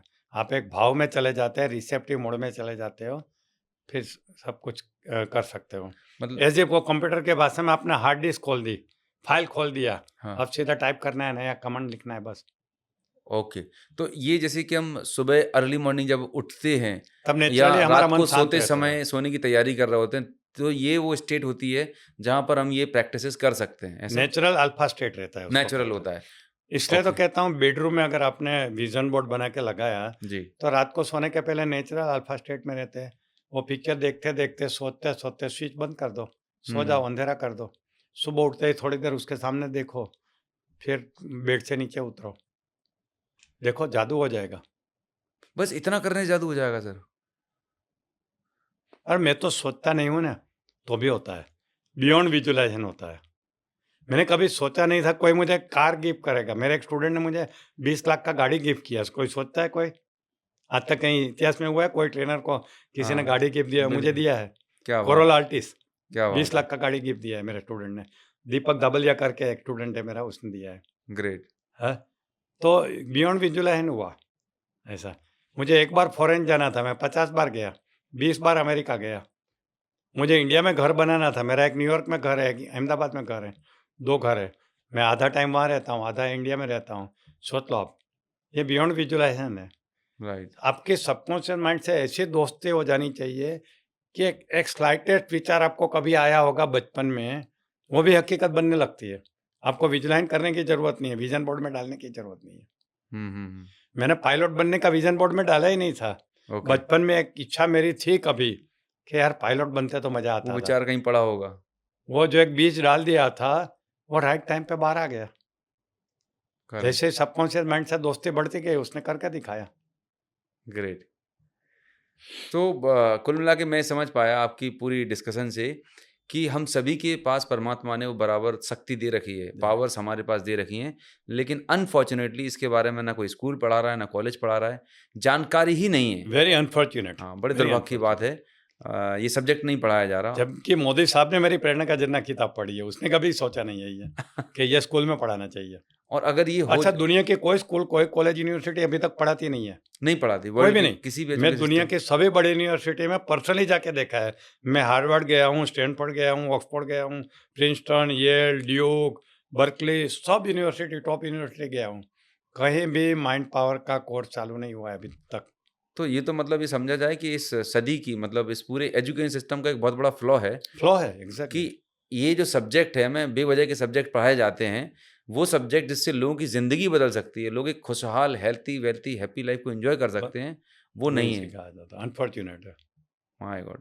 सो अड़िए सर, बहुत अच्छा लगा आपसे बातचीत करके, बहुत चीज़ें जानी, समझी आपके साथ बात करके। एक और लास्ट में थोड़ा-सा मैं जानना चाहूँगा कि आज की डेट में जो रिलेशनशिप के जो इश्यूज़ हैं, इनको कैसे रिज़ॉल्व कर सकते हैं माइंड पावर को यूज़ कैसे एक हैप्पी रिलेशनशिप ला सकते हैं, थोड़ा ब्रीफ में? देखो, जो कोई भी काम करना है ना, जी। जैसे रिलेशनशिप अच्छा करना है ना, तो उसके लिए मोटिवेशन चाहिए। कोई भी काम करने के लिए हमें मोटिवेशन चाहिए ना, जैसे राइट। पैसा कमाने का मोटिवेशन होता है, ऐसा हाँ। रिलेशनशिप का। तो रिलेशनशिप का इम्पोर्टेंस समझना चाहिए। जब तक आपको ये नहीं पता कि अच्छे रिलेशनशिप से क्या फ़ायदा होता है और बिगड़ी हुई रिलेशनशिप से क्या नुकसान होता है, तब तक आप ये करोगे नहीं है। ओके। हार्वर्ड में एक स्टडी हुआ है, Harvard study on adult development करके एक स्टडी है, इंटरनेट के ऊपर है। 85 इयर्स तक ये स्टडी चली है। My God! दुनिया की सबसे लॉन्गेस्ट स्टडी है ये जानने के लिए कि हैप्पीनेस कहाँ से मिलती है। हार्वर्ड ने ये स्टडी किया है, इंटरनेट के ऊपर है, देख लेना। 85 इयर्स की स्टडी के बाद पूरे वर्ल्ड में उन्होंने सब्जेक्ट के ऊपर स्टडी की है। उन्होंने ये बताया है कि सबसे ज़्यादा हैप्पीनेस अच्छे रिलेशनशिप में से मिलती है। Oh my God! अब इतना बड़ा साइंटिफिक प्रूफ है और लोगों को पैसा ज़्यादा अच्छा लगता है, रिलेशनशिप अच्छी नहीं लगती है। नहीं, पैसे में मटेरियलिस्टिक ज़्यादा चीज़ों सुख में दिखता ज़्यादा है, है, यस। रॉन्ग प्रोग्रामिंग है। मटेरियलिस्टिक चीज़ों में उलझा हुआ है। मटेरियलिस्टिक चीज़ों के पीछे भाग के रिलेशनशिप बिगाड़ते हैं। रिलेशनशिप बिगड़ती है तो फिर वेल्थ के ऊपर भी नुकसान होती है, फिर धंधे में ध्यान नहीं रहता है। राइट। मान लो हस्बैंड वाइफ का झगड़ा चल रहा है, तो फिर वो उसमें ध्यान नहीं देंगे। उसमें ध्यान नहीं देंगे तो स्ट्रेस क्रिएट होगा तो हेल्थ और वो खराब हेल्थ होगी। बिगड़ेगी। तीनों बिगड़ता है तो एक डाउनवर्ड स्पाइरल चालू हो जाता है। ओके। एक चीज़ निग्लेक्ट करने से रिलेशनशिप, माय और गॉड! रिलेशनशिप का बहुत बड़ा इश्यू है। दुनिया के 3, 4, 5 वॉरेन बफेट को छोड़ के बाकी के जितने भी धनवान नाम है ना, हुँ, सभी का लाइफ स्टोरी देख लो। 2-2, 3-3 शादियाँ, 2-2, 3-3 डाइवोर्स। करेक्ट। बिल गेट का भी आपने सुना यस, यस। है? बिल्कुल, कितने बॉलीवुड में देखो कितना हालत खराब बहुत आम है। है? तो रिलेशनशिप, अच्छी रिलेशनशिप हैप्पीनेस का मेन स्टॉप है, सीक्रेट है। जिनको जिनको हम मायने नहीं देते। लेकिन अब होता मेरी ये शादी को 51 ईयर्स हो गए, 50th एनिवर्सरी मैंने मनाई। क्या बात अभी है! भी हम साथ में ही हैं। बहुत-बहुत बधाई। और अभी तो मुझे ऐसा दिख रहा है कि आज से 10-20 साल के बाद जॉइंट फैमिली की डेफिनेशन क्या होगी कि हस्बैंड वाइफ साथ में रह रहे, उसको जॉइंट फैमिली माना जाएगा। ऐसी हालत बुरी हो रही है तो आजकल। कहीं पर एक चीज़ बताई गई है कि अगर आपको करियर में सक्सेस करना है, आजकल लोग सक्सेस के लिए नेम फेम के लिए भाग रहे हैं। तो आपको या तो आप बिज़नेस में ग्रोथ ले सकते हो और बैलेंस लाइफ़ या जो बैलेंस है, ये दोनों एक बैलेंसिंग साथ इज नहीं वेरी चल इंपॉर्टेंट। सकते। मतलब या तो आप करियर ग्रो कर लोगे या अपने लाइफ में आप रह जाओगे, मतलब दोनों में बैलेंस नहीं हो पा रहा। तो वही तो बैलेंसिंग इज़ द की। मैं तो बैलेंसिंग ही सिखाता हूँ मेरे प्रोग्राम में। कैसे और कैसे मेरे लेके आए? रोल मॉडल है गोविंद भाई धोड़किया करके, जो सूरत में डायमंड के व्यापारी है। जी। $1 बिलियन के मालिक है अभी, मिलियन नहीं बिलियन के। My God! और डायमंड में इंडिया में नंबर 1 है ओके। और राज्यसभा के मेंबर भी है। अपनी हेल्थ भी सँभाल के रखी है और अपनी फैमिली को भी सँभाल के रखी है। एवरीथिंग इज़ इन, मेरे से 1 साल बड़े हैं। एक ज़माने में मेरे स्टूडेंट भी रहा करते थे। Perfect example of balance life. उनकी बीच में हेल्थ बिगड़ी थी, उनका लीवर खराब हो गया था, लीवर ट्रांसप्लांट करना पड़ा, but now he is perfectly healthy और उसने पूरे बैलेंस में लाइफ बना के रखी है। वैसे उनके भतीजे सौजी भाई धोड़किया, वो भी डायमंड वाले हैं, जिन्होंने 1200 कार गिफ्ट दिया था, हाँ, हाँ, जो यस। न्यूज़ बनाया था, वो भी मेरे स्टूडेंट रह चुके हैं। वो भी परफेक्ट बैलेंस लाइफ में जीते हैं। तो ऐसे भी मैंने धनवान लोग देखे हैं, जो सब चीज़ को सँभाल के रखे हैं। मगर बहुत पहले 25 साल पहले मेरे स्टूडेंट थे, तब से मेरे से सीख लिया है कि बैलेंसिंग का क्या इम्पोर्टेंस है। तो कैसे बैलेंसिंग करें कैसे? तो हेल्थ, वेल्थ, रिलेशनशिप, हुँ, ये 4 चीज़ों का बैलेंस रखना ज़रूरी है। तो ये जब तक नहीं होगा ना, तब तक कुछ नहीं होगा। तो मैं तीनों के ऊपर ध्यान देता हूँ। हेल्थ के ऊपर मैं मॉर्निंग पूरी हेल्थ के लिए रखता हूँ, ओके। समझे ना? हुँ, पूरी योगा करता हूँ, प्राणायाम करता हूँ, वॉक करता हूँ, जिम करता हूँ, सब कुछ करता हूँ। हुँ, फिर मैं बिज़नेस के लिए मेरा लिमिटेड टाइम रखता हूँ, बाकी के टाइम मैं फैमिली के साथ रखता हूँ। तो ये सभी करने की वजह से मैं 50 साल से मैरिड लाइफ में भी अच्छा टिका हूँ, सबके साथ मेरे रिलेशन अच्छे हैं। तो कुल मिला के ज़ीरो आपने एनिमी लाइफ जीता हूँ मैं। प्रायोरिटी सेट कर लिए हैं। प्रायोरिटी टाइम मेरी तीनों हाँ, प्रायोरिटी है ओके, और ओके। सबसे पहली प्रायोरिटी हेल्थ है, हुँ, दूसरी मेरी रिलेशनशिप है, तीसरी मेरी मनी है। ओके, मनी तो मैंने ऑटो पायलट पे रख दिया है, तो मैंने कहा ना मनी के बारे में तो मुझे सोचने की ज़रूरत ही नहीं है। ग्रेट, ग्रेट, ऐसा आता ही रहता है इसलिए। ग्रेट, तो बैलेंसिंग करना बहुत ज़रूरी है, ये राइट। है। दूसरा हेल्थ के बारे में एक और बात बताऊँ, मैंने अभी ये नई किताब में लिखा है आई थिंक, कि लोग हेल्दी क्यों नहीं होते? क्योंकि हम सोचते हैं कि हेल्दी रहने के लिए सिर्फ़ बॉडी की केयर करनी पड़ती है। हुँ, इसलिए लोग क्या करते हैं, जिम में जाते हैं, सप्लीमेंट खाते हैं, उसके पीछे ही पड़े रहते हैं। मगर हमने बहुत सारे एग्ज़ाम्पल देखे जो जिम में ही मर गए, हाँ, जिनकी बॉडी अच्छी थी यस, वो, यस। है? तो एक्चुअली हमारे 4 एक्जिस्टेंस होते हैं, चारों को हमें हेल्दी रखने वाली लाइफ़स्टाइल चाहिए। हुँ, 4 जितेंद्र अढ़िया है, हुँ, एक जितेंद्र अढ़िया का शरीर, एक जितेंद्र अढ़िया का मन, हुँ, एक जितेंद्र अढ़िया का दिल, हुँ, जो मानता नहीं, एक है जितेंद्र अढ़िया का आत्मा, सोल, यस, सोल। ये चारों को हेल्दी रखने वाली लाइफ़स्टाइल होगी ना, तभी आप हेल्दी रहोगे। क्योंकि चारों में से एक भी खराब हो गया ना, तो बाकी 3 को बिगाड़ता है, ऐसा राइट। है।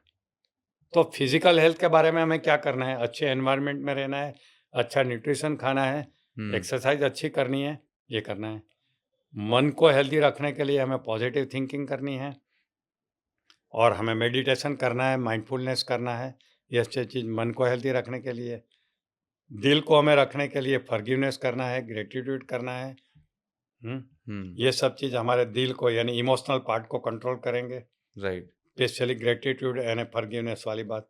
आत्मा के लिए हमें अच्छा काम करना है, हमारे इरादे नेक रखने हैं, हमें किसी का गलत सोचना नहीं है, गलत करना नहीं है, तो हमारा आत्मा भी शुद्ध रहेगा।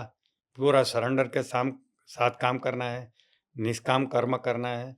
तो ये चारों को जब हम हेल्दी रखेंगे ना, तभी हमें ओवरऑल हेल्थ मिलेगी। हुँ, नहीं तो ये जो हमें एक्सीडेंट देखते हैं वैसा हो जाएगा कि जिम में ही मर गया, क्योंकि बॉडी के पीछे ही पड़ा था। उनको राइट। पता ही नहीं कि बाकी के 3 चीज़ें भी ध्यान रखनी पड़ती है। सक्सेस होने के बाद सेलिब्रिटी सुसाइड कर लेते हैं क्योंकि emotional health take care emotional, नहीं की। हाँ, चलिए दिव्या भारती से लेके कितने आप देखोगे, सही बात है। इमोशनल इश्यूज़ कंट्रोल नहीं कर पाया तो सुसाइड कर लिया उसने। राइट, और इमोशनल इश्यू कैंसर लाते हैं। हमारे कैंसर से कितने फ़िल्म स्टार मर रहे हैं अभी, राइट, राइट। हैं? इमोशनल इश्यूज़ कितने हैं और उनके बुक साथ। है ना the you can heal your life, उन्होंने बताया कि हर एक इमोशंस का अपने बॉडी में एक पैटर्न बन जाता है। पैटर्न बन जाता है। बायोलॉजी ऑफ बिलीफ में क्या यस, लिखा है, बायोलॉजी का बिल्कुल। हमारी बिलीफ के साथ क्या कनेक्शन है, वो करेक्ट, करेक्ट, करेक्ट। एपिजेनेट की यस, बात यस। की है। एक तो वेल्थ की आपने बात करी, मनी की बात करी, make money, manage money, multiply money. एक होता है रिचनेस जैसा आप बता रहे थे। तो ये रिचनेस का मतलब क्या है? मतलब अकाउंट में करोड़ों रुपए पड़े होना वो रिचनेस है या कुछ और मीनिंग है? मैं आपको बताऊँ, सब लोग हैप्पीनेस के पीछे भागते हैं। बैक ऑफ द माइंड सबको हैप्पी होना है। वो सबसे हुँ? टॉप मोस्ट प्रायोरिटी है। सबके प्रायोरिटी है। ज़्यादातर लोगों को ये लगता है कि ज़्यादा पैसा यानी ज़्यादा हैप्पीनेस। हुँ, हुँ? तो जब मैं रिचनेस की बात करता हूँ, तो मैं बोलता हूँ होलिस्टिक रिचनेस होनी चाहिए। 7 टाइप्स ऑफ रिचनेस होनी चाहिए। Money is one type of richness. Okay. Richness of money, hmm, richness of relationship, okay. richness of time, richness of health, richness of peace of mind, hmm, richness of heart, देने की उदारता। हाँ, आप बहुत सारे धनवान लोग देखते हैं कि शादी में इतना पैसा उड़ाते हैं, मगर चैरिटी का देखो तो उसका 1% भी चैरिटी नहीं करते हैं। हुँ, दिल नहीं करता, उनको तो पैसा कमा के बस दिखाना करना है, करेक्ट। उड़ा रहा है पैसा, ये होता है। Richness of time, richness of peace of mind, रात को नींद नहीं आती, नींद की गोलियां खाते हैं। हुँ, आपने बोला ना, मरने के लिए टाइम नहीं होता उनके पास, पढ़ने के लिए टाइम नहीं होता है। जी, richness of time, richness of relationship, हुँ, बाहर बड़ी वाह वाह करवाते हैं, घर वालों के साथ ये होता है। आपको मालूम है वो ये टेस्ला के मालिक एलन मस्क, उनके बेटे के साथ उनके रिलेशनशिप, पब्लिकली बोलता है मेरा बेटा मर गया, माय ड्रग एडिक्ट हो गॉड! गया और सेक्स चेंज करवा लिया, बाप को पहचानता भी नहीं है, जिंदा है। अब सोच लो, तो क्या है रिचनेस ऑफ रिलेशनशिप क्या रहा राइट, है? तो richness of relationship, richness of body यानी right, physical health, richness of spiritual health, richness of social health. आप समाज हुँ, में कहाँ हो, आपका क्या स्टैंड है, कितने लोग आपको बुलाते हैं, कितने लोग रिस्पेक्ट करते हैं। करेक्ट, तो ये सातों सात टाइप की अगर आपके पास रिचनेस होगी ना, तभी हैप्पीनेस आएगी, एक से नहीं आएगी। वेरी तो ट्रू। लोगों को मैं यही कहता हूँ, आपके गोल में सभी लिखो, मुझे रिचनेस ऑफ मनी चाहिए, रिचनेस ऑफ हेल्थ चाहिए, रिचनेस ऑफ 7 रिलेशनशिप एरियाज़ चाहिए, में आपको समग्र समग्र holistic richness. Correct, correct. Holistic richness होगी तभी सुख मिलेगा, नहीं तो सिर्फ पैसे से नहीं मिलेगा ऐसा। हुँ, हुँ, क्योंकि इतने सारे एग्जांपल हम देख रहे हैं, राइट, राइट, ऐसा है। तो ग्रेट। ये लोगों को बताना बहुत ज़रूरी है, होलिस्टिकली रिच बनो। और मेरी कोशिश यही रहती है, हुँ, हुँ, होलिस्टिकली रिच रहने की, मैं सभी में रिच रहूँ, बहुत ही बढ़िया ऐसा। सर और आप एक्चुअल में जो आप बता रहे हैं एक्चुअल में उसे आप जी भी रहे हैं। आप you R G. The living example of that. तभी तो सो ये बहुत इफ़ेक्टिव बड़ी होता बात है, है। जब आप जो जीते हैं वही बोलेंगे, राइट, तभी तो लोग सुनते हैं ना। लोग मुझे बोलते हैं कि सर आपकी बातें हमें दिल को छू जाती है, क्योंकि हमको पता है कि आप दिल से बोल रहे हो और आप ये इसको जी रहे हैं। राइट, वेरी ऐसे ट्रू। कोई ऐसी मैंने बात नहीं की कि किसी ट्रेनर होते हैं ना, स्पीकर, ट्रेनर, हाँ, ये येस, इन्फ्लुएंस, येस, उसकी हर बात पब्लिक को पता होती है वेरी ट्रू। कि बोल क्या रहा है और जी क्या रहा है। हुँ, समझे ना? ऑथेंटिसिटी समझ आती ऑथेंटिसिटी है फिर लोगों नहीं को। रहती है। आप अच्छी-अच्छी बातें करोगे, मगर आपका बाद में लोगों को पता चलता है कि आपकी पर्सनल लाइफ तो कुछ अलग ही है, करेक्ट, तो करेक्ट। नहीं इफ़ेक्ट होता है। ऐसा रहता है। मैं होलिस्टिक रिचनेस के ऊपर फ़ोकस कर रहा हूँ, बहुत पूरा ही का अमेजिंग पूरा। सर। इस 1 पॉड मिनट में नींद आ जाती है, मैं जैसे लाइट बंद करता हूँ ना ऐसा। जी, ये ग्रेट। सबसे बड़ा सुख है, जो बहुत कम लोगों के पास है। बहुत कम लोगों के पास है, सही बात है। माइकल जैक्सन 100 नींद की गोली खाता था ना, हुँ, तो भी उसको नींद नहीं आती थी। राइट। उसको सोने के लिए एनेस्थेसिया प्रोपोफेनॉल करके लेना पड़ता था, और वो माय एनेस्थेसिया का ओवरडोज़ से मरा हुआ है, Michael my Jackson. God, my God! तो लाइफ़ को इतनी क्यों बिगाड़ के रखने का कि सोने के लिए एनेस्थेसिया की ज़रूरत पड़े? सही बात है। ऐसा। सो सर आपके पॉडकास्ट में तो यूँ समझिए कि पूरी ज़िंदगी जीने का आपने सार दे दिया कि आपको एक बेहतरीन खूबसूरत ज़िंदगी कैसे कहते हैं कि मनुष्य का जन्म बड़े सिद्धतों के बाद मिलता है। लेकिन ये साइंस, ये विज्ञान अगर ये समझ सबको मिल जाए, मतलब ये स्कूल के टाइम से, कॉलेज के टाइम से अगर हमें मिल हाँ, जाए, तो हर कोई व्यक्ति, हर कोई प्राणी, हर कोई इंसान कितना खुश और समृद्ध हो सकता है। तो मेरी आप सभी ऑडियंस से रिक्वेस्ट है कि इस पॉडकास्ट को अपने परिवार के साथ, फैमिली मेंबर के साथ ज़रूर देखिए और ऐसी सारी चीज़ें सीखना चाहते हैं तो डॉक्टर जितेंद्र अड़िया सर को फॉलो कर सकते हैं और डाइवी फ्री लाइफ को फॉलो कर सकते हैं अपनी हेल्थ के लिए और अपने माइंड को रिप्रोग्राम करने के लिए, एक खुशहाल ज़िंदगी के लिए। सर का जो डिस्क्रिप्शन है वीडियो के नीचे दे दिया गया है, आप उन्हें फॉलो कर सकते हैं, उनके प्रोग्राम को अटेंड कर सकते हैं जिससे आप भी हेल्दी, हैप्पी और एक होलिस्टिक रिचनेस के साथ लाइफ को एंजॉय कर सकते हैं। और thank you so much. Patanjali योग सूत्र मैं फ्री में सिखाने आ रहा हूँ, तैयार रहिए उसके लिए। बिल्कुल, हम तो ओपनली तैयार हैं क्योंकि आपके पास 50 साल से ज़्यादा का तजुर्बा है और अब दुनिया को आप बाँटना चाह रहे हैं, तो इससे बड़ी खुशी की बात नहीं है सर। तो thank you so much once again आपने इस पॉडकास्ट को जॉइन किया सर। Thank you.